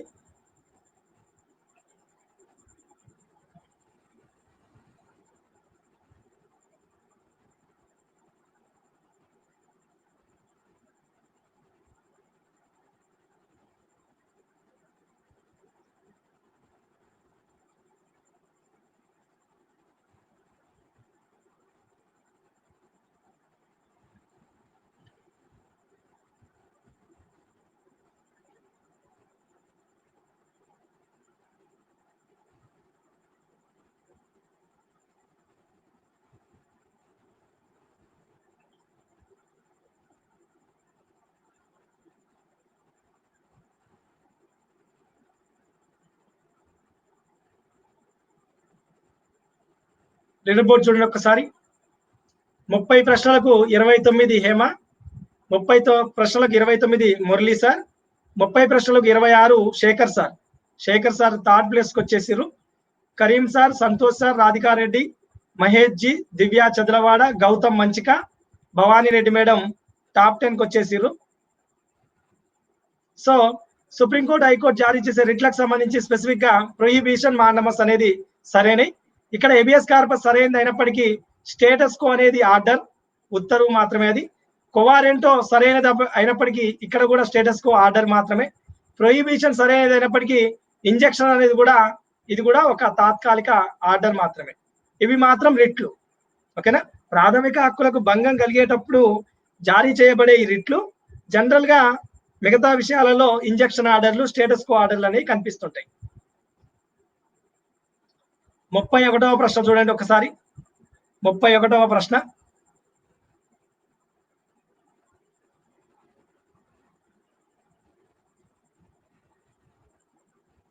సతీష్ షాద్ నగర్ సూపర్ సార్ ఎంసిక్యూస్ అంటారు. థ్యాంక్ యూ అండి, థ్యాంక్ యూ సో మచ్. ఉన్నత వర్గాల్లోని ఆర్థిక బలహీన వర్గాలకు రిజర్వేషన్ కల్పించడంలో భాగంగా కేంద్ర ప్రభుత్వం ఈ ప్రతిపాదనను విధించినది.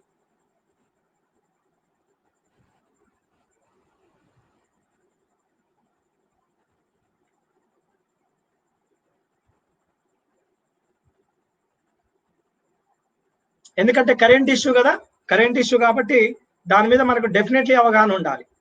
కొంతకాలం తర్వాత అవసరం లేదు. ఈ 8 లక్షలు ఉందా, 9 లక్షలు ఉందా అవసరం లేదు. కొంతకాలం తర్వాత అవసరం లేదు.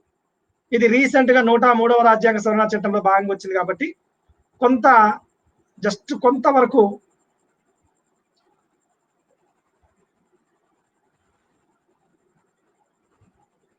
మరొక ప్రశ్న చూడండి.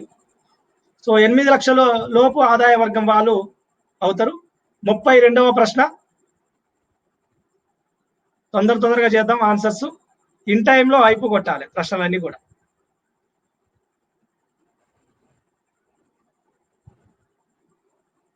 బంది ప్రత్యక్ష అనగా ప్రశ్న కనిపిస్తుంది. ఆలోచించి ఆన్సర్ ఇవ్వండి 30 seconds లో.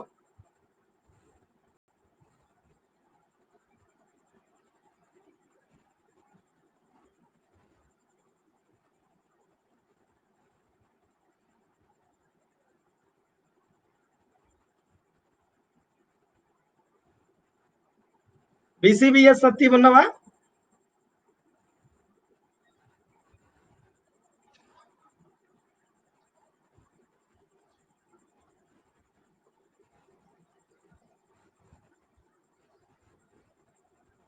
క్వశ్చన్ ఎలా ఉందండి?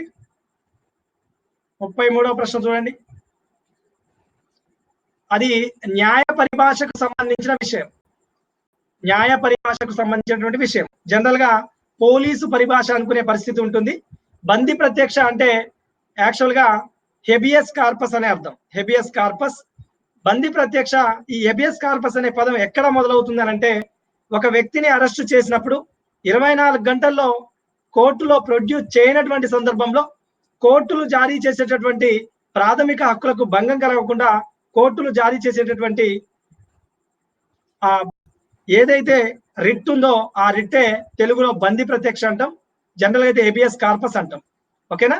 సో ఇది న్యాయ పరిభాషకు సంబంధించినటువంటి పదం, పోలీస్ పరిభాష కాదు. మరొక విషయం చూడండి, 33వ క్వశ్చన్, 34వ క్వశ్చన్.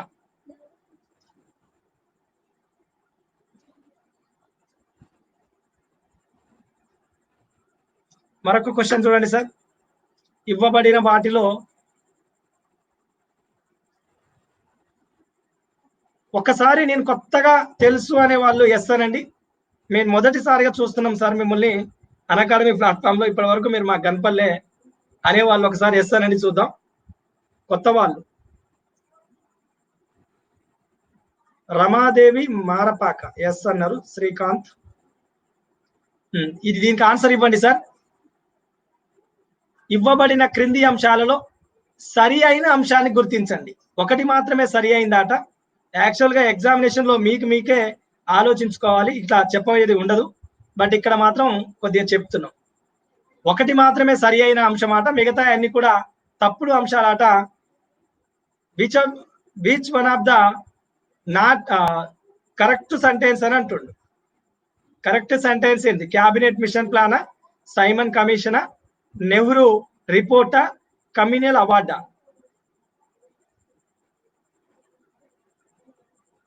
పురుషోత్తం పిపిఎస్ మీ అన్నారు. దండు రమేష్ సార్ కూడా ఎస్ అంటారు. యాస్ సార్ కూడా ఎస్ అంటారు. అంటే ఒక 4-5 మాత్రమే నేను తెలియదు. శేఖర్ సార్ మీరు నాకు తెలుసుగా, చాలా సందర్భాల్లో కనిపిస్తూ ఉంటారుగా. పలుపర్తి రాజ్ కుమార్ సారు కొత్త సారు, నాకు తెలియదు. భార్గవి ఆర్ కూడా తెలియదు అంతే. షర్మి మేడం కూడా తెలియదు. శ్రావణ్ బేవరా కూడా తెలియదు. మధుకర్ రెడ్డి సార్ కూడా తెలియదు. అరుణ సార్ కూడా తెలియదు. అరుణ మేడం కావచ్చు బహుశా. రాజ్ కుమార్ సార్ అంటే అప్పుడప్పుడు చూస్తుంటా అనుకుంటా. నాని ప్రసన్న కూడా తెలియదు. ఓకే, ఒకసారి మరొక ప్రశ్న చూడండి సార్. మాది అక్కడ ఇక్కడ సెల్ఫ్ డబ్బా కొట్టుకోవద్దని చెప్పిర్రు. ఇక్కడ మన ప్లాట్ఫామ్ లో అలాంటి ఏం అవి నిషిద్ధమైనవి. ఓకేనా? సో 1932 కమ్యూనల్ అవార్డు అనేది సరైనటువంటి సమాధానం.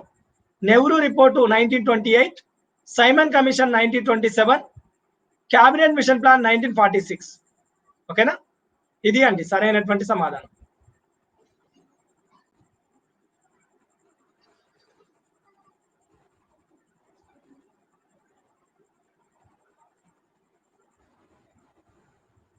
మరొక ప్రశ్న చూడండి.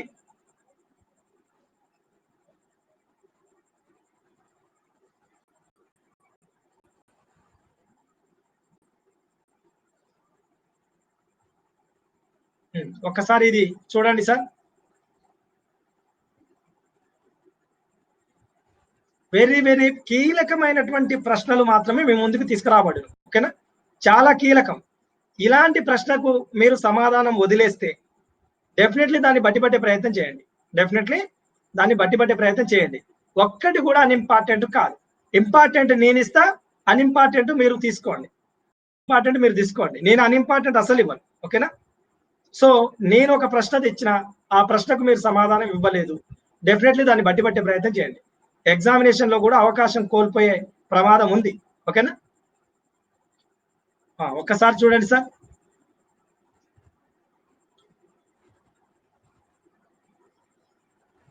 ఏమంటుండు సమయం? సరైన అంశాన్ని గుర్తించండి అంటుండు. సరైనటువంటి అంశం. అయ్యో ఇంగ్లీష్ పదాలు సరిగా రావాయా నాకు, ఏం చెప్పాలో కూడా అర్థం కావట్లేదు.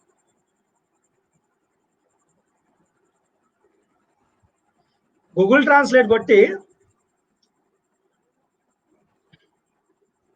ఏ ప్రశ్నలకు గూగుల్ ట్రాన్స్లేట్ లో చెప్పాలి, కొట్టి చేయిద్దాం, నో ప్రాబ్లం. ఓకేనా? ఇంగ్లీష్ కూడా నేర్చుకున్నట్టు ఉంటదిగా నాకు. విచ్ వన్ రైట్ అనాలా? విచ్ వన్ రైట్ అట చూడండి ఒకసారి.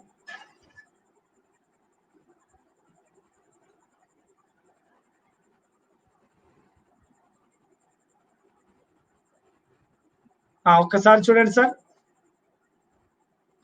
సాంప్రదాయబద్ధంగా 3 సంవత్సరాలు సభ్యుల కాల పరిమితి కొనసాగుతుంది అంచనాల సంఘానికి సంబంధించి. ఓకేనా?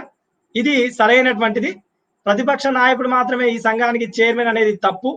ఇది ప్రతిపక్ష నాయకుడు ఉండేది ప్రభుత్వ ఖాతాల సంఘం, పిఏసి అంటాం, పబ్లిక్ అకౌంట్స్ కమిటీ. ఇందులో సభ్యుల సంఖ్య 22 కాదు 30.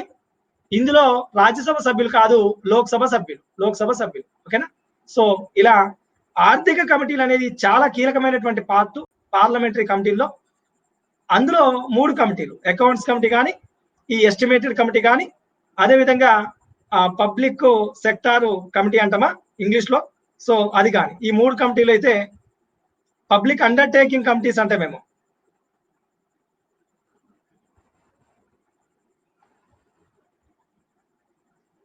గౌతమ్ సార్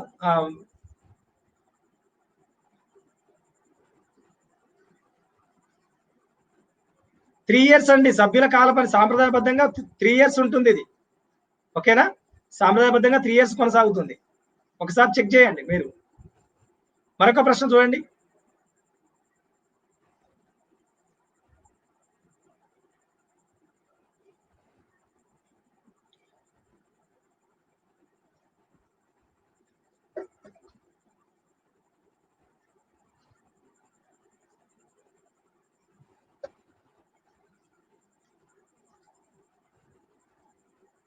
పేపర్ ఎప్పుడు కూడా యావరేజ్గా ఉంటుందండి. పేపర్ ఎప్పుడు కూడా యావరేజ్గా ఉంటుంది. ఎగ్జామినేషన్ వాతావరణం కూడా అలానే ఉంటుంది. మనకు టఫ్ వచ్చినట్టు అనిపిస్తుంది కానీ అట్లా కూడా ఏమనిపించదు. అంటే ఎగ్జామినేషన్ వాతావరణం భయంకరంగా ఉంటుంది. బాగా ఆకలిగా ఉన్న పులిని పక్కన పెట్టి మనని అన్నం తినమంటే తింటామా ఒకే బోన్లో వేసి?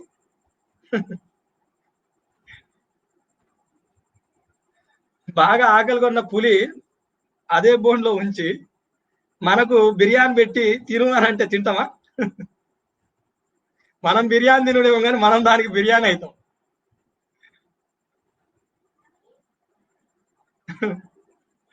చూడండి ఒకసారి 35 క్వశ్చన్స్ వచ్చేసరికి మురళీ యోగా 35కి 34, హేమా పబ్బతి 35కి 33, శేఖర్ సారు 31. 4 క్వశ్చన్లు తప్పు సమాధానం ఇచ్చినట్టు కనిపిస్తుంది.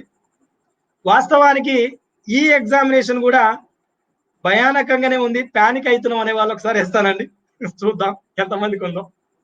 నిజం సార్, జెన్యున్ గా చెప్తున్నా, నాకు నిజంగా టెన్షన్ అవుతుంది ఎగ్జామ్ రాస్తుంటే. మీకు తెలియని విషయం ఏం చెప్పనా? ఇక్కడ ఎవరైతే జాగ్రత్తగా ఎగ్జామ్ రాస్తారో ఈ తరహా పేపరే ఉంటది. ఇంతకు మించి డెప్త్ గా ఉండదు పేపరు. డెఫినెట్లీ యావరేజ్ గానే ఉంటది. పేపరు. ఓకేనా? చూడండి ఒక్కసారి. ద్రవ్య బిల్లుగా గుర్తించే అంతిమ అధికారం ఎవరికి కలదంటే స్పీకర్ సార్, స్పీకర్ కి. ఓకేనా? మరొక ప్రశ్న చూడండి. అందరూ నైట్ అవర్ అవుతుంది కదా, టకాటక కంప్లీట్ చేసేద్దాం. ఇంకొక 15 క్వశ్చన్స్ ఉన్నాయి, కంప్లీట్ చేసి వెళ్ళిపోదాం అందరం. ఓకేనా?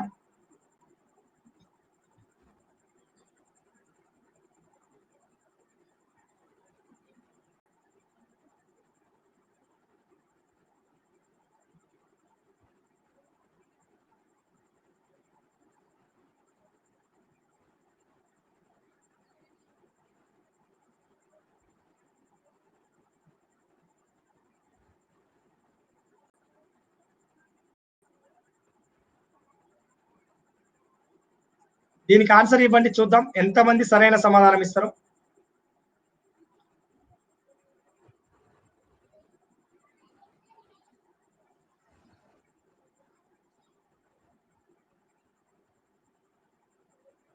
క్వశ్చన్ రావట్లేదా? అయ్యో.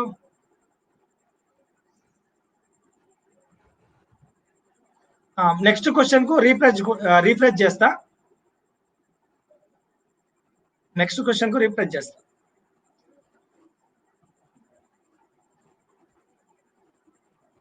హోల్ రాంగా.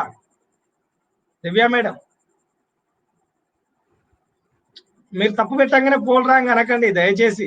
ఎందుకంటే మీరు కూడా నాతోటి ఆస్పిరెంట్స్, మీకు కూడా సబ్జెక్ట్ ఉంటది కాబట్టి నేను డైలామాల పడతా. ఓకేనా? నేను డైలామాల పడతా. అట్లా మీరు అనొద్దు. ఎవరు కూడా మీకు పూర్తి స్థాయిలో అవగాహన ఉంటేనే అనండి. ఓకేనా? ఎందుకనంటే ఇది రాంగ్ కాదు. హైకోర్టుకు ఉన్నటువంటి పరిధినే ఎక్కువ. ఓకేనా? ప్రాథమిక హక్కుల మీద హైకోర్టు పరిధి ఎక్కువ ఉంటుంది, సుప్రీంకోర్టుకు ఉండదు. ఎందుకు అనంటే స్పెసిఫిక్ గా భారత రాజ్యాంగంలో ఒక పదాన్ని మెన్షన్ చేయడం జరిగింది. ఓకేనా? సో ఓకేనా? సో ప్రాథమిక హక్కుల పరిరక్షణ మీద హైకోర్టు పరిధి కంటే సుప్రీంకోర్టుకు ఒక పదం ఎక్స్ట్రా మెన్షన్ చేసిరు. సో అందుకనే అది అనుకోకుండా అలా అయిపోయింది. ఓకేనా? ఎందుకు సార్ అంటున్నా? భార్గవి మేడం జనరల్ గా రాయడంలో అలా రాసేసిరు. ఆటోమేటిక్ గా హైకోర్టు పరిధి అనేది ఎక్కువ అయిపోయింది ఆ విషయంలో. ఓకేనా? స్పెసిఫిక్ గా ఏదో ఇంగ్లీష్ పదాన్ని వాడతారు, నాకు అది గుర్తుకు రావట్లేదు టైంకు. ఓకేనా? ఒక పదాన్ని వాడతారు స్పెసిఫిక్ గా. సో అందువల్ల వీటి పరిధి అనేది ఎక్కువ. మరొక ప్రశ్న చూడండి.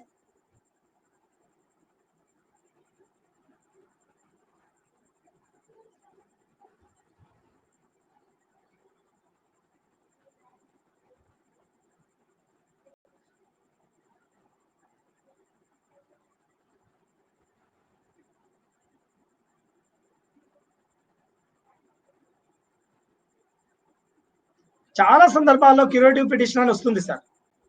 వందల సందర్భాల్లో ఈ మధ్య కాలంలో క్యూరేటివ్ పిటిషన్ అనే పదం వినపడుతుంది. ఓకేనా? సో మనం ఒకటి చదువుకొని పోయి మనమేమో స్పెషల్ లీవ్ పిటిషన్ అంటే ఏంది అని పొద్దుస్తమానం ఇంట్లో కూర్చొని బయటపడితే ఆడికి పోయినాక క్యూరేటివ్ పిటిషన్ అని అడుగుతాడు. ఎందుకనంటే అదే కరెంట్ ఇష్యూ కాబట్టి అడుగుతాడు. ఓకేనా?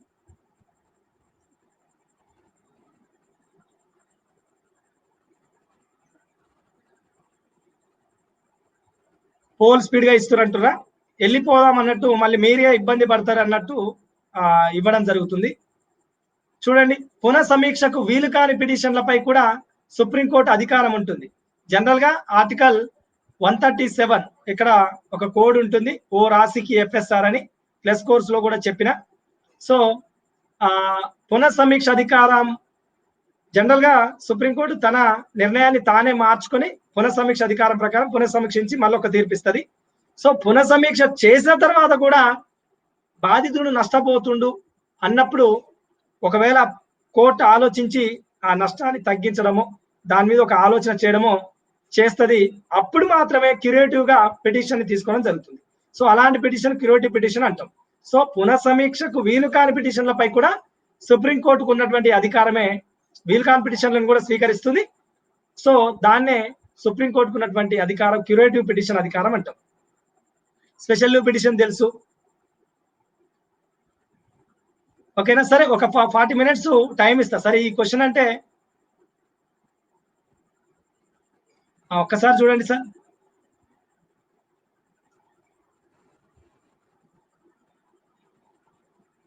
ఇది 30 seconds కు చేయాల్సినటువంటి ప్రశ్న ఇది. Ashoka Pothapaka sir for any other purpose అని మెన్షన్ చేసిండు. ఎందుకు ఉందనంటే ఆర్టికల్ 226 లో రాయబడింది.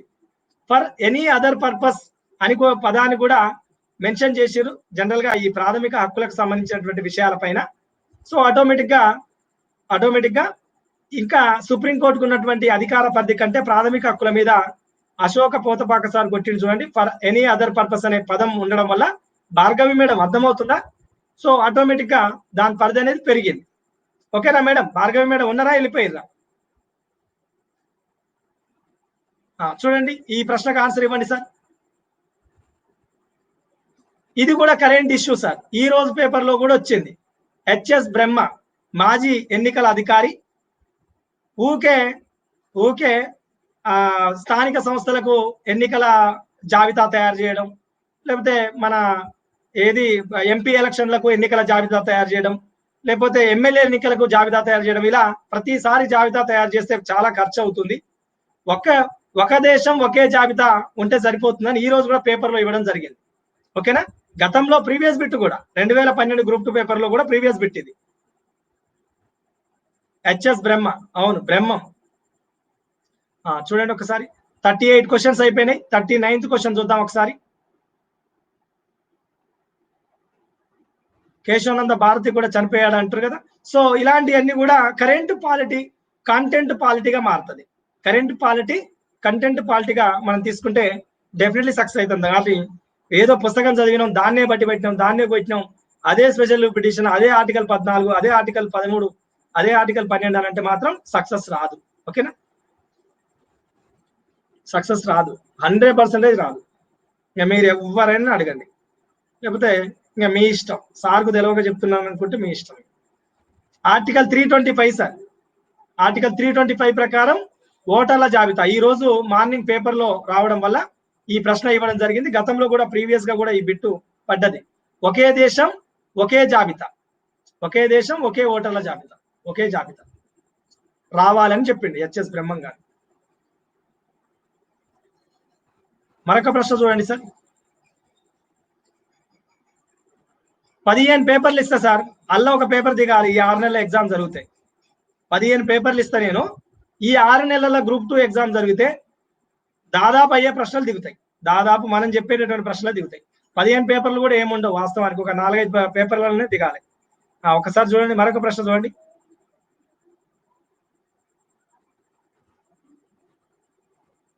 ఇది కూడా చూడండి సార్, కరెంట్ ఇష్యూగా ఉండేది కాబట్టి మీకు తీసుకురావడం జరిగింది.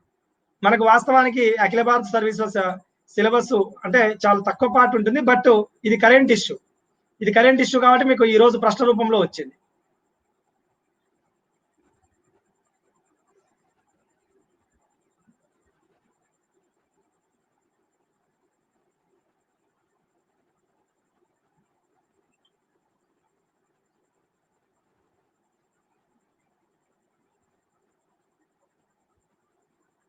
పట్టణ పాలక అధికారాలు అయితే 18 అధికారాలు, గ్రామానికి సంబంధించి అయితే 26. ఓకేనా, గ్రామ పంచాయతీ. చూద్దాం, ఏదో ఒకటి చూద్దాం, పరిస్థితులను బట్టి మూవ్ అయిదాం. ఓకేనా, ఎవరు జాయిన్ అయ్యే వాళ్ళు ఆలోచన లేదా అండి? ఎవరైనా సార్ నేను జాయిన్ అవుతాను అంటున్నా, ఇక ఎందుకు సార్ ఫ్రీగా చెప్పేదేనా అనుకుంటున్నా? జాయిన్ అవుతారా? పోతేపాక సార్ జాయిన్ అయితే ఇది కొట్టండి, బాలాజీ 10 లైవ్ అనే రిఫరల్ కోడ్ కొట్టండి. ఓకేనా, మా ఫోన్ నెంబర్లు ఎవరు ఏం అడగొద్దు, మాకు మీకు సంబంధాలు ఏమి ఉండవు. ఓకేనా, ఇంకెవరు ఉన్నారా అండి జాయిన్ అయ్యే వాళ్ళు? బాలాజీ 10 లైవ్ కొడితే మీకు ఒక 10% డిస్కౌంట్ వస్తుంది. ఆన్సర్ వచ్చేసి Indian judicial commission sir, Indian judicial service. Commission అంటున్నా, ఇండియన్ జ్యుడిషియల్ సర్వీస్.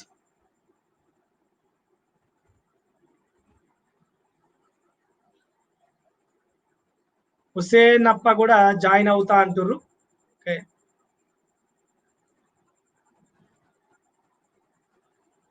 చూడండి ఒకసారి మరొక ప్రశ్న చూడండి సార్. కరెంటు పాలిటీ మీద వచ్చినటువంటి ప్రశ్నలు ఈ మధ్య కాలంలో. ప్లస్ లో ఇవన్నీ లాంచ్ చేద్దాం సార్. ప్లస్ వాళ్ళు ఉన్నారు కదా, ఉన్నారా ఎవరైనా ఇక్కడ ప్లస్ వాళ్ళు? ప్రతి టాపిక్ కూడా ఒక 10-15 డేస్ ఓన్లీ ఈ కరెంట్ పాలిటీ ఇష్యూస్ నే నేను లాంచ్ చేస్తాను సార్. ఓకేనా, ప్లస్ వాళ్ళకి సంబంధించి. ఎందుకంటే పాలిటీ ఎప్పుడు కూడా ప్రవహించేనది, ఎప్పటికప్పుడు అది కొత్త అంశాలు వచ్చి చేరుతుంటాయి. మనం ఏదో ఆడ ఉంది స్టాక్ ఉంది చదువుతుంటే నడవదు. సో మళ్ళీ మీకు ఒకసారి దాన్ని లాంచ్ చేయాలి కరెంట్ ఇష్యూస్ మీద. జాయిన్ అయ్యే అవకాశం ఉందా సార్ ఎవరైనా? ఏంది వంశీకృష్ణ నల్లన్ ఎస్ అని అంటారు ఏంది? అంటే మీరు అందరు జాయిన్ అయ్యే వాళ్ళ?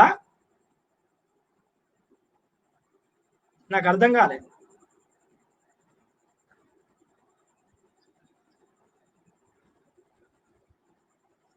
ప్లస్ లో ఉన్న వాళ్ళ? అయ్యో, నేను ఒక్కసారి ఇంతమంది ఉర్రా అని సంతోషపడుతుంది. Already join. ఒక్కసారి చూడండి సార్, భారతీయ ప్రజల్లో విశ్వాసం కలిగించడం కోసం పార్టీ ఫిరాయింపుల నిరోధక చట్టాన్ని ఏ రాజ్యాంగ సవరణ చట్టం ప్రకారం తీసుకురావడం జరిగింది?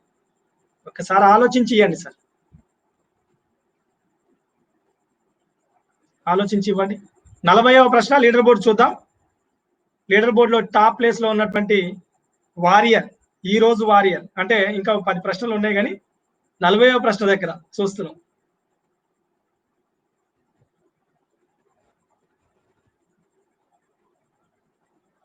ఎంతమంది సార్ లైవ్కి ఎంతమంది వచ్చి ఉంటారు ఈరోజు? ఎవరన్నా ఐడియా ఉందా? 171. ఓకే. చూడండి, ఒకసారి చూడండి సార్. 40 క్వశ్చన్స్ కి లీడర్ బోర్డ్ లో టాప్ లో ఉన్నటువంటి పాలిటీ వారియర్, భారత రాజ్యాంగ యోధుడు మురళీ యోగా, ఆ తర్వాత 40కి 38 హేమా పబ్బతి, ఆ తర్వాత సిరసవాడ శేఖర్ 40కి 36, కరీం సార్ అనుకుంటా 34, ఆ తర్వాత 40కి 31, 30. So Santosh sir, Mahesh ji, Gautam Manchika, Divya Chadulavada, Purushottam, Radhika Reddy, Bhavani Reddy madam లేదా క్లాస్ లో? 52 రాజ్యాంగ సవరణ చట్టం ద్వారా వచ్చింది సార్, పార్టీ ఫిరాయింపుల నిరోధక చట్టం.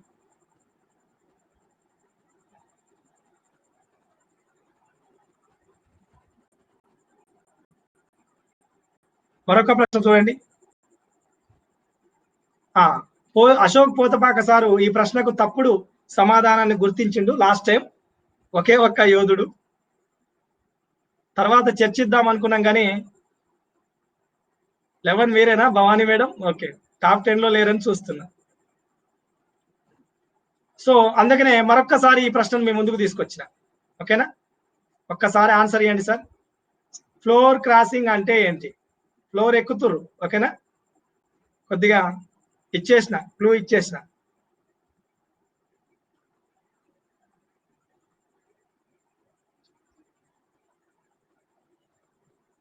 ఆడ ఎగ్జామినేషన్ కాడ కూడా ఒకవేళ ఎగ్జామినర్ గా నేను పడ్డాను అనుకో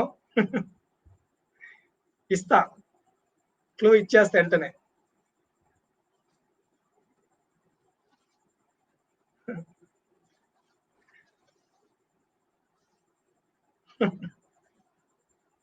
అంతేనా? ఫ్లోర్ ఎక్కుతుర్రా అశోక్ సార్?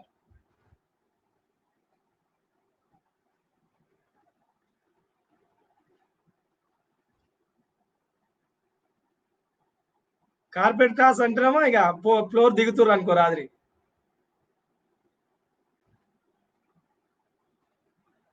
మరొక ప్రశ్న చూడండి. సో ప్రతిపక్ష పార్టీ సభ్యులు అధికార పక్షంలోకి వెళ్ళడాన్ని ఫ్లోర్ క్రాసింగ్ అంటాం. సో ప్రతిపక్ష ఏది అధికార పక్ష సభ్యులు ప్రతిపక్షంలోకి పోతే దిగుతుర్రు, వీళ్ళేమో దిగుతుర్రు, వీళ్ళేమో ఎక్కుతుర్రు. ఓకేనా, సో కార్పెట్ క్రాసింగ్ అంటాం వీళ్ళని. కార్పెట్ క్రాసింగ్ మన క్లాస్ లో మాత్రం దీన్ని కొద్దిగా అటుదిటుగా చెప్పడం జరిగింది. సో అందుకనే మళ్ళీ డెఫినెట్లీ ఆ ప్రశ్నకు మీకు సమాధానం ఇవ్వాలి, ఎందుకంటే లాస్ట్ టైం చూసిన వాళ్ళు మళ్ళీ ఇబ్బంది పడతారు. అసలే చాలా చాలా ఇంపార్టెంట్ పదాలు floor crossing, carpet crossing, gerrymandering, లేకపోతే ఇంకోటి ఫిల్ బ్లాస్టరింగ్, ఇంకా చాలా ఉన్నాయి. అవి కూడా కొన్ని వచ్చినట్టుంది ప్రశ్నలు.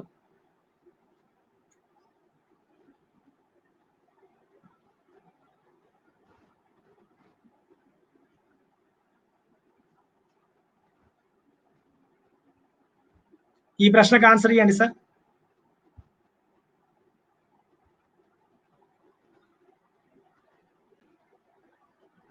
భారత పార్లమెంటరీ వ్యవస్థలో ఉభయ సభల సంయుక్త సమావేశాన్ని ఆహ్వానించి మరియు అధ్యక్ష వహించి వారి సరైన జతను గుర్తించండి. 30 seconds లో ఆన్సర్ ఇవ్వండి. ఆహ్వానించేవారు, అధ్యక్షత వహించేవారు ఆలోచించి ఇవ్వండి, ఉత్తగానే ఇయ్యకండి కొద్దిగా. కింద ఆప్షన్ బట్టే ఆన్సర్ ఉంటుంది, కింద ఇచ్చినటువంటి ఆప్షన్లను బట్టే ఆన్సర్ ఉంటుంది, కానీ మీకు వచ్చిందే ఆన్సర్ కాదు. మనకొచ్చు వాస్తవమే, కానీ మనకు వచ్చిన దాన్ని కూడా ఏం చేస్తాడు ప్రొఫెసర్? ఆగం చేస్తాడు. ఏ పెట్టిన వాళ్ళు మొత్తం ఆగమైనట్టే.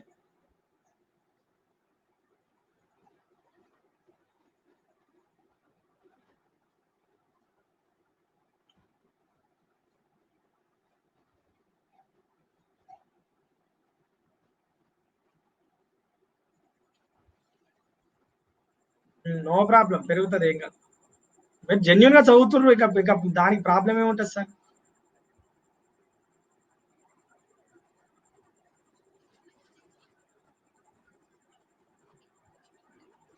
ఒక్కసారి చూడండి, ఏకి డికి తేడా ఏంటి అని అంటారు ఒకసారి.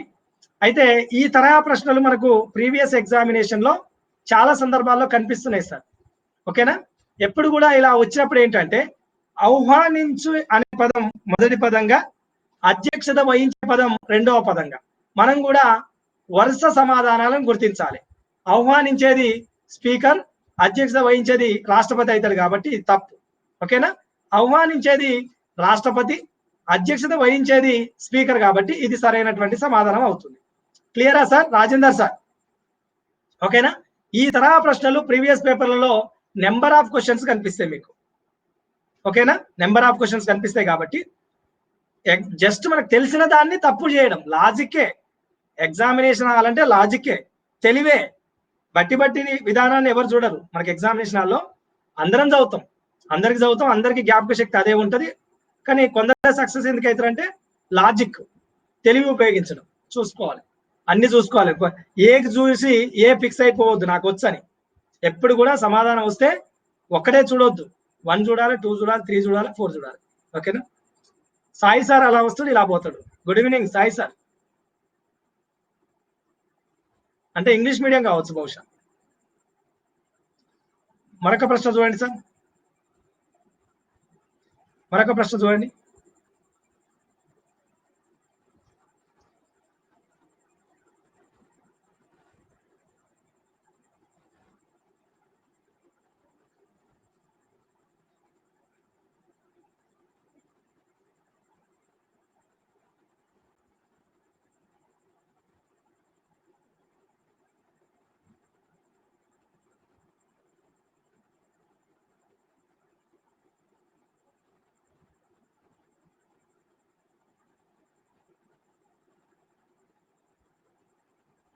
ఈ ప్రశ్న చూడండి సార్. ఇది కూడా కరెంట్ ఇష్యూ కాబట్టి అడగాల్సినటువంటి సందర్భం ఏర్పడింది. ఇది కూడా కరెంట్ ఇష్యూ కాబట్టి అడగాల్సినటువంటి సందర్భం ఏర్పడుతుంది. ఒక ప్రశ్న వస్తుంది అని అంటే సమకాలీన అంశాన్ని దృష్టిలో పెట్టుకొని కంటెంట్ వైపు వెళ్తాం. ఓకేనా? కంటెంట్ లేదా కాంటెంట్. Clear sir? అర్థమవుతుందా? ఒక ప్రశ్న ఎందుకు అడుగుతున్నాం అనేది, ఒక ప్రశ్న ఎందుకు అడుగుతున్నాం అనేది అర్థమైందా? ఒక ఎగ్జామినేషన్ ఎందుకు ఉంటుంది అనేది అర్థమైందా? జనరల్ గా ప్రశ్నలు అడగడం వేరు సార్, ఎంసీక్యూ చేయడం వేరు, అసలు పేపర్ తయారు చేసి మీ దగ్గర తీసుకురావడం వేరు, ఓవరాల్ గా పేపర్ తయారు చేసి మీ దగ్గర తేవడం వేరు. ఓకేనా?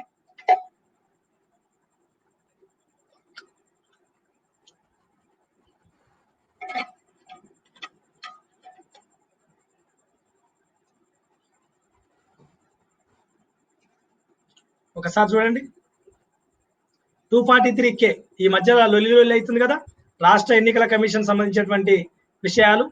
కేలో కూడా సబ్ క్లాసులు ఉన్నాయి కానీ మనకు అంత ఇండెప్త్ ఏముండదు. సో సర్వీస్ నిబంధనల విషయంలో ఆయనకు రక్షణ ఉంటుంది అనేది వివాదం కారణంగా ఇంకా తర్వాత ఏపీ గవర్నమెంట్ కూడా వెనకడికి వేయాల్సినటువంటి సందర్భం ఏర్పడింది. సరే, ప్రశ్న కూడా ఉంటుంది, ఎవరు ఆన్సర్లు ఏం కొట్టొద్దు. దానికి సంబంధించి మరొక ప్రశ్న కూడా ఉంది. ఒకసారి చూడండి, మరొక ప్రశ్న చూడండి, చూద్దాం. మీ నాలెడ్జ్ 30 సెకండ్స్ మాత్రమే టైం ఇస్తా.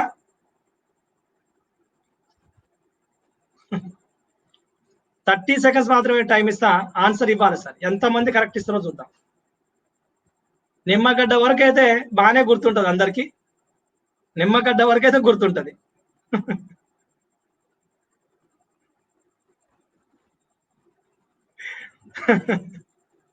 అంతే కదా? దొరికిర్రా, ఒక్కరన్నా దొరికిర్రా అండి? నాకు దొరికిన వాళ్ళు ఒక్కసారి ఇస్తానండి. సార్ మాకు తెలుసు కానీ ఏం చేయం సార్, మేము తప్పు పెట్టిన వాళ్ళు ఒక్కసారి ఇస్తానండి.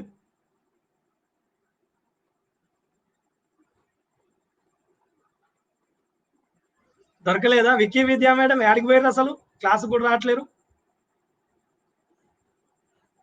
చూడండి, నిమ్మగడ్డ వరప్రసాద, నిమ్మగడ్డ రమేష్ కుమార్ అంటే రమేష్ కుమార్ అండి ఆన్సర్. ఓకేనా? రమేష్ కుమార్. వి నాగిరెడ్డి తెలంగాణ ఎన్నికల కమిషనర్, కనకరాజమో ఏపీ గవర్నమెంట్ జీవో తీసి దాని 3 ఏళ్ళు చేసి రెండు పర్యాయాలు ఉండొచ్చు అని ఇదంతా తెలుసు కదా, చాలా సందర్భం ఉంటది. మనం ప్రెస్ లో చెప్తలేండి, లాంచ్ చేస్తాం. ఓకేనా? సో ప్రస్తుతం అయితే నిమ్మగడ్డ రమేష్ కుమార్ డెఫినెట్లీ వస్తుంది, రాదనే ప్రసక్తే లేదు. ఆ తరహా ప్రశ్నలు వస్తాయి. నేను చెప్పినటువంటి 9 సూత్రాలు కనిపిస్తున్నాయా, కనిపిస్తలేవండి? నేను చెప్పిన 9 నోటిఫికేషన్ డౌన్లోడ్ చేయడం, సిలబస్ అంశాలను బైహార్ట్ చేయడం, ప్రతిదీ వస్తుందా రావట్లేదా? ప్రీవియస్ ప్రశ్న పత్రాల అనాలసిస్, ఓకేనా? మోడల్ ప్రశ్న పత్రాలు చేయడం, లేకపోతే క్వాంటిటీ తరహాలు చదవడం, సమకాలీన అంశాలను జోడించడం, అన్ని వస్తున్నాయా రావట్లేవా సార్? పోలీసు చూడండి. భారత ప్రారంభ రాజ్యాంగంలో పేర్కొనబడిన ఒక అఖిల భారత సర్వీస్ ను గుర్తించండి. పేర్కొనబడని దానిని గుర్తించండి అంటుండు. జాగ్రత్త, కరెంట్ ఇష్యూ ఇది కూడా.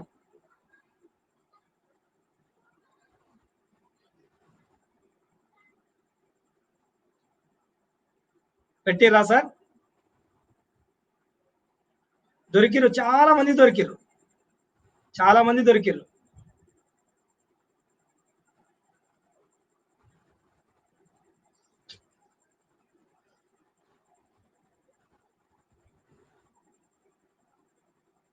అవును, స్టార్టింగే నేను అన్నది. సో 45 క్వశ్చన్లకు ఒకసారి చూడండి. మురళీ యోగా 44, 45కు 43 హేమా మేడం, 45కు 41 శేఖర్ సార్, ఓకేనా? So Karim sir, Mahesh ji, Santosh sir, Divya Chandravada, Purushottam, Gautam Manchika, Radhika Reddy. నా ప్లస్ కోర్స్ అది నడుస్తుంది సార్. ఎల్లుండి నుంచి తెలంగాణ ఉద్యమ చరిత్ర ఉంది. మీరు ఏపీఎస్సీనా సాయి సార్? మీరు ఏపీఎస్సీనా, టీఎస్పీఎస్సీనా? ఇంకేంది, బ్రహ్మాండంగా రావచ్చు కదా. ఉద్యమ చరిత్ర 150 మార్కులు. ఒక్కసారి చూడండి సార్. ప్రారంభ రాజ్యాంగంలో పేర్కొనబడ్డటువంటి అఖిల భారత సర్వీసులు ఇండియన్ అడ్మినిస్ట్రేటివ్ సర్వీస్, ఆ తర్వాత పోలీస్ సర్వీస్, ఆ తర్వాత జుడిషియల్ సర్వీస్. ఈ మూడు పేర్కొన్నారు. కానీ జుడిషియల్ సర్వీస్ ని ఏర్పాటు చేయలేదు. కానీ ఫారెస్ట్ సర్వీస్ ని 1966 లో ఏర్పాటు చేశారు. సో భారత రాజ్యాంగంలో ఉన్నటువంటి ఏదైతే ఉందో ఆ జుడిషియల్ సర్వీసు అమల్లోకి రాకపోగా, ఎందుకు రాకపోగానంటే ఆ రోజు కూడా అదే వివాదం.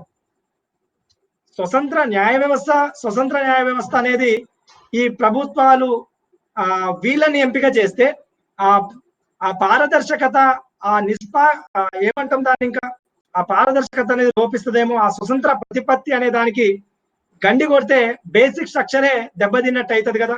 సో ఆ ఉద్దేశంలో స్టార్టింగ్ నుంచి కూడా ఇండియన్ జ్యుడిషియల్ సర్వీస్ ని భారత రాజ్యాంగంలో పొందుపరిచినప్పటికి కూడా ఇప్పటి వరకు దాన్ని ఇంప్లిమెంట్ చేయలే, ఓకేనా? మళ్ళీ కూడా ఈసారి తెర మీదకి తీసుకొచ్చిర్రు దీన్ని చేద్దామని. కొంతమంది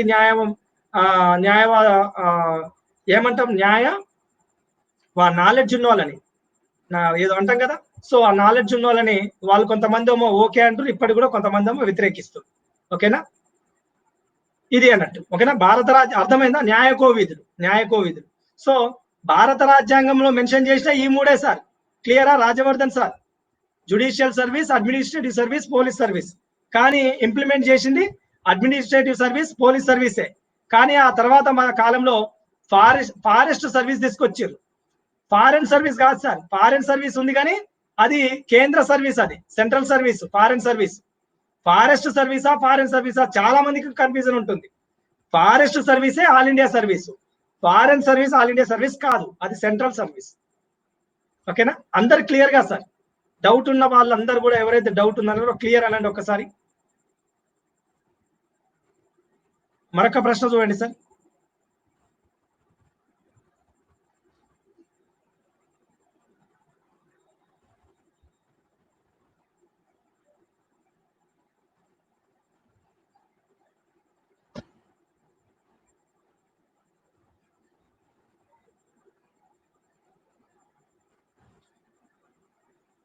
ఈ ప్రశ్నకు ఆన్సర్ ఇవ్వండి. ఎందుకు అని అంటే అందుకే అవుతుంది. చూడండి, ఈ ప్రశ్నకు ఆన్సర్ ఇవ్వండి, చూద్దాం ఎంతమంది దొరుకుతారో. ఎవర్ గ్రీన్ క్వశ్చన్లు ఇలాంటి వాటికి తప్పుడు పెట్టుకోవద్దు సమాధానం. ఎవర్ గ్రీన్ ప్రశ్నలు ఇవి. ఇలాంటి వాటికి తప్పుడు సమాధానం గుర్తిస్తే 10 రెట్లు వెనుకపోయినట్టు. సార్ పోయేది ఒక మార్కే కదా, 10 రెట్లు ఎలా వెనకపోయినట్టు అని మీకు డౌట్ రావచ్చు. కొత్త ప్రశ్నకు ఆన్సర్ ఇచ్చినా ఒకటే మార్కు, ఎవ్వరికి తెలియదానికి ఇచ్చినా ఒకటే మార్కు, అందరికి తెలిసింది ఇచ్చినా అందరికి తెలిసింది పోగొట్టుకున్నా ఒకటే మార్క్ కదా సార్ పోయేదని అనుకోవచ్చు. కానీ అది తప్పు. ఎలా అంటే చెప్తా వినండి. ఎలా అంటే చూడండి. ఇప్పుడు ఇది ప్రీవియస్ క్వశ్చన్, ఇది 2012 గ్రూప్ 2లో వచ్చినటువంటి ప్రశ్న. రాష్ట్రాలకు గవర్నర్ నియామక విధానం. సరే ఇంత స్పెసిఫిక్ గా రాకున్నా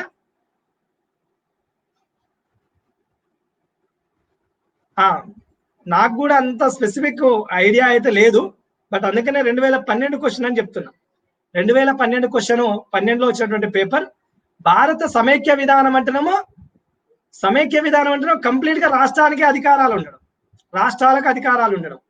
మరి గవర్నర్ అనే వ్యక్తిని నియమించేది కేంద్ర ప్రభుత్వం కదా, గవర్నర్ అనే వ్యక్తిని నియమించేది కేంద్ర ప్రభుత్వం, కానీ వర్క్ చేసేది రాష్ట్ర ప్రభుత్వంలో. కేంద్ర ప్రభుత్వం గవర్నర్ నియామకం అయితేనేమో ఏకకేంద్రం, కానీ ఇక్కడ ముఖ్యమంత్రి మంత్రిమండలి సలహా మేరకు అయినా పనిచేస్తాడు కాబట్టి, అంటే రాష్ట్రానికి ఉన్నటువంటి అధికార పరిధిలోనే పనిచేస్తుంది. అర్థమవుతుందా సార్? ఎవరు క్వశ్చన్ అడిగిర్రు, what is the different between A and D అని. ఓకేనా సార్? ఉన్నారా? అడిగిన వాళ్ళు వినండి జాగ్రత్తగా. సో కేంద్ర ప్రభుత్వం నియమించడమేమో ఏకకేంద్ర లక్షణం, రాష్ట్ర ప్రభుత్వ పరిధిలో పనిచేయడం. వాస్తవానికి నియమించింది కానీ ఏముంది, సలహా మండలి మంత్రిమండలి సలహా మేరకే పనిచేయాలి కదా, రాష్ట్రానికి అధికారం ఉండడమే కదా. సో ఇది పూర్తిగా సమైక్య విధానం కాదు, అలా అని ఏకకేంద్ర విధానం కాదు, అలా అని ఏకకేంద్ర సమైక్య విధానం కూడా కాదు ఇది. ఓకేనా? ఇది సో ఇలా ఒక డిఫరెంట్ ఓరియంటేషన్. అక్కడ నియామకం జరిగేదేమో కేంద్రానికి ఉన్నటువంటి అధికారం, పనిచేసేదేమో రాష్ట్ర ప్రభుత్వానికి లోబడి ఇక్కడ మంత్రిమండలి ఇస్తున్నటువంటి సలహాల మేరకు. సో ఇలా ఉంది కాబట్టి దీనినే విశిష్ట సమైక్య విధానం అంటాం.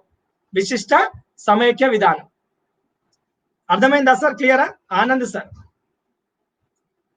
మరొక ప్రశ్న చూడండి, ఇది ప్రీవియస్ ప్రశ్న, డెఫినెట్ ఇలాంటి మాత్రం వదులుకోవద్దు. 10 మంది చేసే ప్రశ్న నువ్వు చేయకపోతే 10 రెట్లు వెనకపోయినట్టే కదా. 10 మంది పెట్టిరు, నువ్వు పెట్టలేదు, నీ ర్యాంక్ ఆడుకోబోతుంది. 100 మందికి వెనకపోతుంది. 100 మంది పెట్టే ప్రశ్న నువ్వు పెట్టలేవు అంటే ఈ 100 మంది నీకంటే ముందలు ఉన్నట్టే కదా. 100 మంది నీకంటే ముందలు ఉన్నట్టే కదా. అర్థమైందా కాన్సెప్ట్?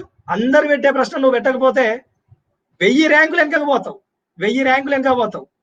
ఎవ్వరు పెట్టని ప్రశ్న ఎవరో ఒకరు పెట్టిరు, నువ్వు కూడా పెట్టలే, ఎవరో ఒకరిద్దరు పెట్టిరు, నీ ర్యాంక్ ఎంత వస్తుందా సార్? మహా అయితే 2ో 3ో పోతావు, 2ో 3ో ర్యాంకు పోతావు. అర్థమైందా?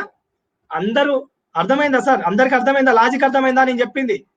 అందరూ పెట్టే ప్రశ్న నువ్వు పెట్టలేదు, 1000 ర్యాంకులు వెనకపోతావు, నీ ర్యాంక్ యాడ్నో ఉంటది. ఎవ్వరు పెట్టరు, నువ్వు పెట్టలేవు, నీకు వచ్చే నష్టం ఏం లేదు. ఎవరో ఒకరిద్దరు పెడతారు, ఒకరిద్దరు పెడితే ఇది 3ో ర్యాంక్ అవుతుంది కదా, ఒకరిద్దరు పెడితే ఇది 3ో ర్యాంక్ అవుతుంది. నువ్వు పెట్టలే, అది కూడా పెట్టలే. ఓకేనా? చూడండి ఒకసారి. ఇంకా నేను మళ్ళీ వినండి, తర్వాత వినండి అవసరమైతే రికార్డ్ క్లాస్. చూడండి సార్ ఒకసారి వెళ్ళిపోదాం. ఎన్నో క్వశ్చనో ఏమో ఇది.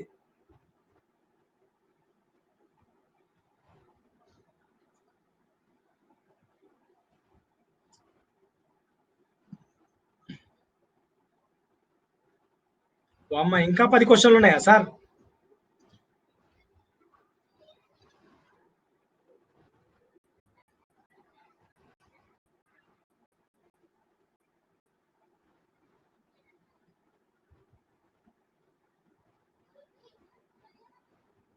అన్ని అయిపోయినట్టుంది. చూడండి అయిపోతాయి. 48 రైట్.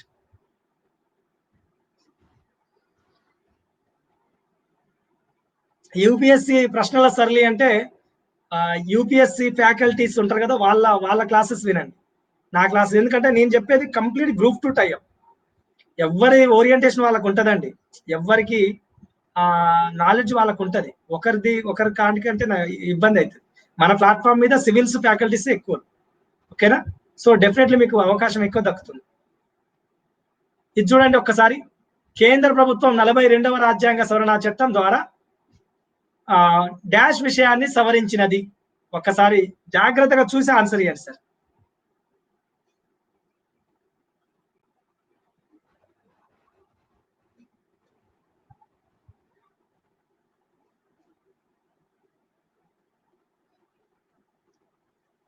ప్లస్ కోర్స్ లో ఉన్నారా సార్ మీరు? సాజిద్ షేక్ సార్.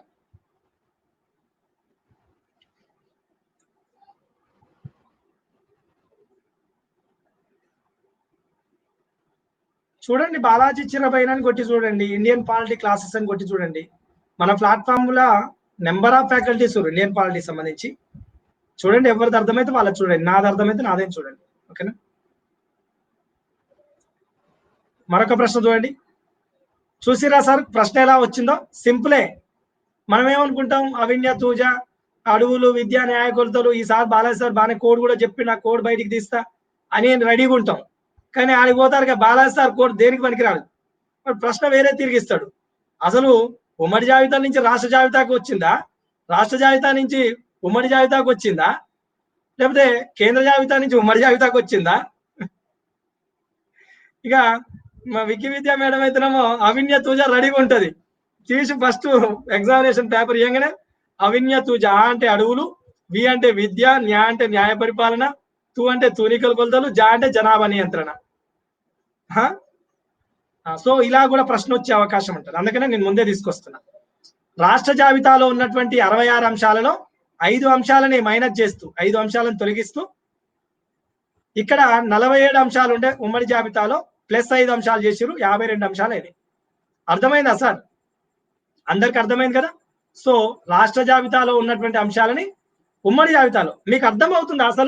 అసలు ప్రశ్న ఇలా కూడా ఉంటుందా అనే ఆలోచన రావట్లే చాలా మందికి. ప్రశ్న ఇలా కూడా ఉంటుందా అసలు అనే ఒక డిఫరెంట్ ఆలోచన వస్తుందా రావట్లేదా? మనం చదువుతాం, అదే గ్రౌండ్ లో పనిచేస్తాం, మనకు మొత్తం తెలుసు అనుకుంటాం. కానీ తీరా చూస్తే అసలు ప్రశ్న ఏంది, అసలు ఇలా కూడా ఉంటుందా ప్రశ్న అనేది? ఓకేనా? మీకు విషయం చెప్పిన, లాస్ట్ టైం పాలిటీ బైక్ పై చేసిన నేను గ్రూప్ 2లో.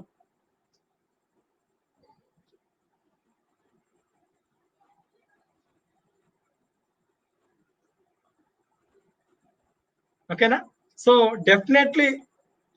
డెఫినెట్లీ నా ఎంసీక్యూస్ స్పెసిఫిక్ గా చెప్తున్నా. సరే క్లాస్ అంటే అందరు చెప్తారు, నా ఎంసీక్యూస్ ఎవరైతే ఫాలో అవుతారో మీరు డెఫినెట్లీ మాక్సిమం రీచ్ అవుతారు. అస్సలు పోదు, బిట్టు పోదు. నేను చెప్తున్నా కదా, 100కు 200% పోదు. అంటే పోదు అంతే. ఇక నేను దేనికైనా రెడీనే ఆ విషయంలో. నేను ఓపెన్ ఛాలెంజ్. ఓకేనా? చూడండి ఒక్కసారి.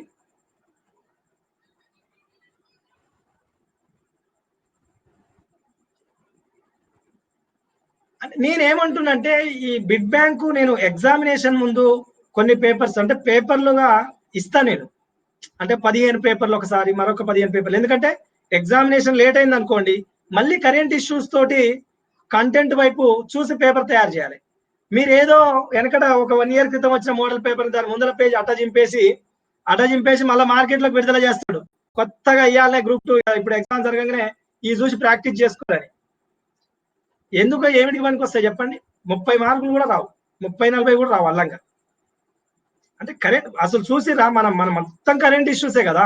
ఇంకా నువ్వు పాలిటీ చదివింది ఏముంటది? నువ్వు ఎన్నడో నేర్చుకొని ఉంటావు.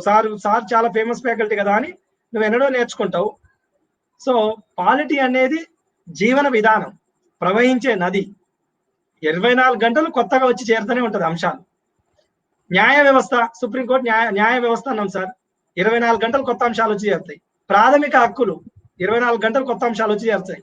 కేంద్ర రాష్ట్ర ప్రభుత్వాలు 24 గంటలు వివాదాలు ఉంటాయి. ఓకేనా? ఇంకేముంటాయి? స్థానిక ప్రభుత్వాలు వివాదాలు ఉంటూనే ఉంటాయి ఎప్పుడు. పౌరసత్వం వివాదం ఉండే. ఇంకా ఏముంది సార్? అఖిల భారత సర్వీసులు వివాదం ఉండే. నేషనల్ బీసీ కమిషన్ ప్రజా సంక్షేమం కోసం, సంక్షేమ యంత్రాంగం, కొత్త అంశాలు ఉండే. ఇక నువ్వు చదివింది యాడ్ ఉంటది. నువ్వు ఎప్పుడో పాత బుక్ని 24 గంటలు కొడుతుంటే, నేను మొత్తం కొట్టిన సార్ ఫేమస్ ఫ్యాకల్టీ బుక్ తీసుకున్నా.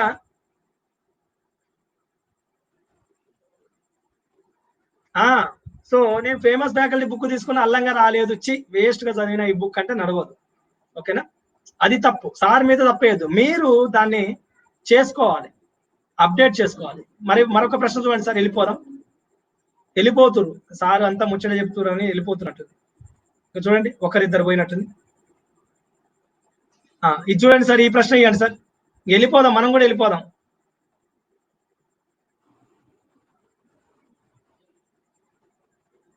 ప్రాథమిక హక్కులకు విరుద్ధమైనటువంటి శాసనాలు చెల్లనేరవు. ఒక్కసారి చూసి ఆన్సర్ ఇవ్వండి. కొన్ని కొన్ని కంటెంటే ఉంటాయి, ఇంకా డైరెక్ట్ ఉంటాయి, అవి ఎప్పటికైనా అట్నే ఉంటాయి.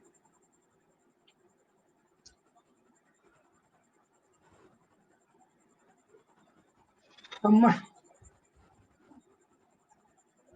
నేను అందరికైతే రీచ్ గాను, నాకు తెలుసు అది. కొత్త అభ్యర్థులకైతే రీచ్ కానండి చాలా వరకు. కొంత నాలెడ్జ్ ఉంటే రీచ్ అవుతా, కొంత నాలెడ్జ్ ఉంటే మాత్రం రీచ్ అవుతా. మీరు స్పెసిఫిక్ గా అంటే తెలియకపోతే తెలియదు సార్ అంటే కూడా మళ్ళా ఆ క్లాసులు వేరే ఉన్నాయి. నా ప్లస్ కోర్సు చూడండి, తెలియని వాళ్ళకు నా ప్లస్ క్లాసులు వినండి. కొత్తగా వచ్చిన నాకు పాలిటీ పదం తెలియదు అంటే పాలిటీ పదం కాంచి చెప్పుకొచ్చిన ప్లస్ కోర్సు చూడండి, తర్వాత ఎంసీక్యూస్ రండి. మరొక ప్రశ్న చూడండి సార్, 13 క్లాస్ 1 ఏడీడీ అడ్డా అని ఒక కోడ్ చెప్పినాం.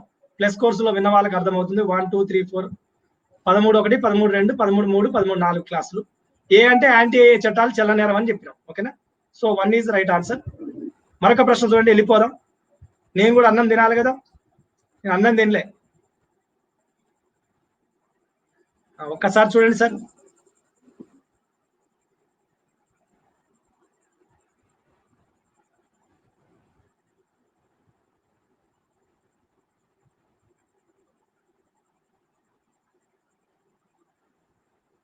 ఇది అయిపోయింది కదా, ఇది అయిపోయింది. ఒక్క నిమిషం, మరొక ప్రశ్న చూడండి.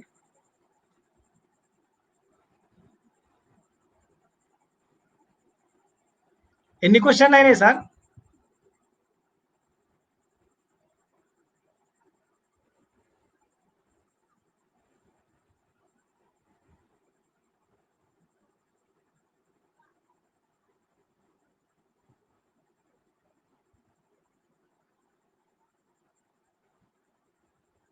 ప్రశ్నలు ఎన్ని అయిపోయినాయి ఇప్పటి వరకు?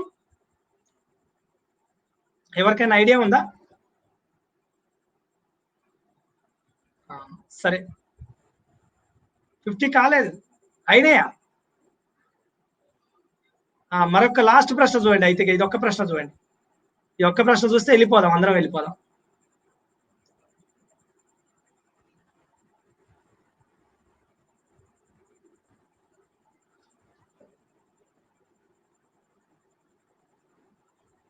లాస్ట్ ప్రశ్న,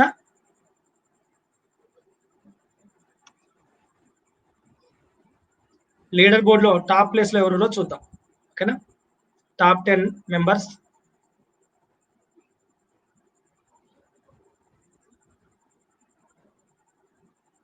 ఇది మీకు తెలిసినటువంటి ప్రశ్నే, గతంలో ఇచ్చినటువంటి ప్రశ్న, గతంలో ఇచ్చినటువంటి ప్రశ్న.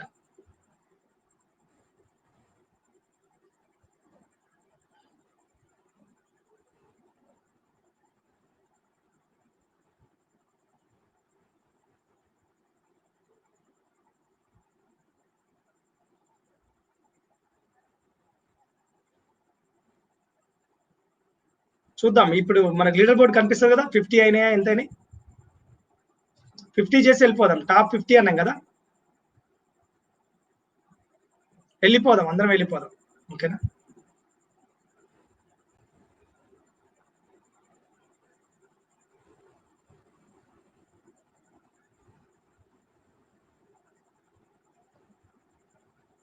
అయితే ఇక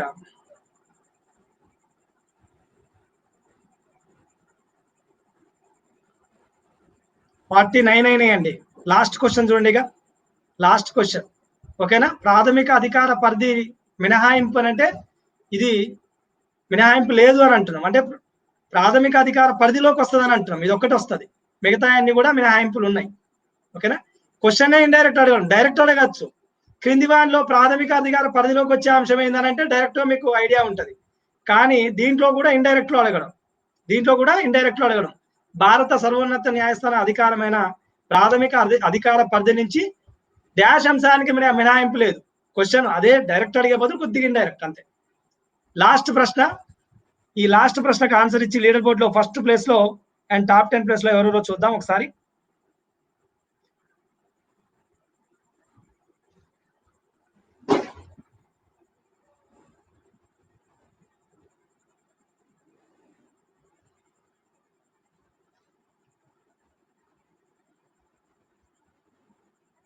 ఒక 2-3 క్వశ్చన్లు మినహా అన్ని కూడా కొత్త ప్రశ్నలే ఈ రోజు, అంతే కదా? ఒక్కటి కూడా టచ్ కాలే, ఒక 2-3 మినహా. లాస్ట్ ప్రశ్న. ఇలాంటి పేపర్లని, మరికొన్ని పేపర్లను భవిష్యత్తులో చూద్దాం. లాస్ట్ ప్రశ్న ఇది, ఓకేనా? వెళ్ళిపోదాం. అందరు కూడా బాగానే ఓపికతో ఇంత టైం కేటాయించారు. దాదాపు 2 గంటలు అవుతుంది సార్, ప్రతిసారి 2 అవర్స్ అవుతుంది మినిమం.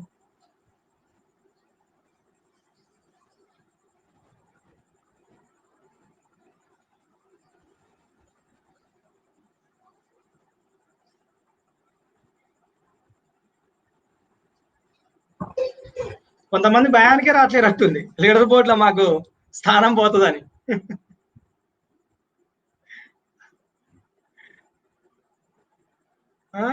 అంటే మా మోరల్ దెబ్బతింటదేమో, మేము వెనకబడితే అన్నట్టు చదువుకున్న వాళ్ళు కొంతమంది రారు. ఆ భయం ఉంటది, నాకు తెలుసుగా, ఒక ఆస్పిరెంట్ గా నేను అర్థం చేసుకుంటా. 50 క్వశ్చన్స్ కి 49 మార్కింగ్ తో మురళీ యోగా సార్ మొదటి ప్లేస్ లో ఊళ్ళు. 50కి 48 హేమా పబ్బతి మేడం. ఆ తర్వాత 50కి 46. చూడండి, అంటే 50కి 45 ఏమో ముగ్గురు మాత్రమే ఊరు. ఓకేనా? ఇలా పేపర్ కు ఒక 2-3 వెనకబడితే వాళ్ళతో పోలిస్తే మనం చాలా అనుకుంటాం. చూడండి ఇప్పుడు సో వీళ్ళని చూసి భయపడాల్సినటువంటి అవసరం ఏం లేదు. ఎందుకంటే ఒక్కరిద్దరే చేశారు కదా, ఎక్కువ మంది చేస్తే మనం ఊపిరి పీల్చుకోవద్దు, కానీ ఇప్పుడు ఊపిరి పీల్చుకోవచ్చు. ఎందుకు? ఎవరు చేయలే పేపర్ని. అంటే మనకు కూడా ఉద్యోగంలో ఉంటామని అర్థం, టాప్ ఇక చూడండి, అంటే 50కి 35 అంటే దీన్ని టఫ్ పేపర్ అనాలా, ఈజీ పేపర్ అనాలా సార్? యావరేజ్ పేపర్ అనాలా?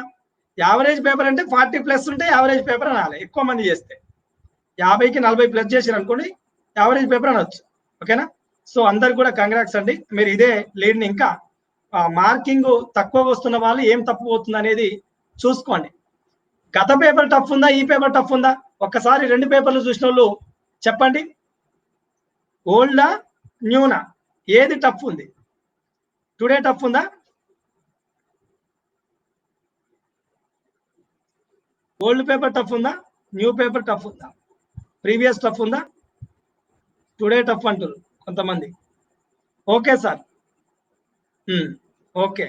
అందరు కూడా వీడియోకి కామెంట్ ఇవ్వండి, నచ్చితే ఒక లైక్ కూడా చేసుకోండి. ఓకేనా? Right sir, thank you so much. అందరు కూడా గుడ్ నైట్. మరొక టాప్ 50 క్వశ్చన్స్ తో మీ ముందుకు వచ్చే ప్రయత్నం చేస్తా. ఏపీ వాళ్లకు ఏపీ హిస్టరీకి సంబంధించి అండ్ పాలిటిక్స్ సంబంధించి, ఆంధ్ర మన టిఎస్ వాళ్ళకి సోషియాలజీ, దీనికి సంబంధించినటువంటి ఎంసీక్యూస్ ని, మంచి ఎంసీక్యూస్ ని తీసుకొచ్చే ప్రయత్నం చేద్దాం. ఇంకా 4th పేపర్ ఎంసీక్యూస్ ని కూడా తీసుకొచ్చే ప్రయత్నం చేద్దాం. ఓకేనా? Thank you sir, thank you so much అందరికి కూడా.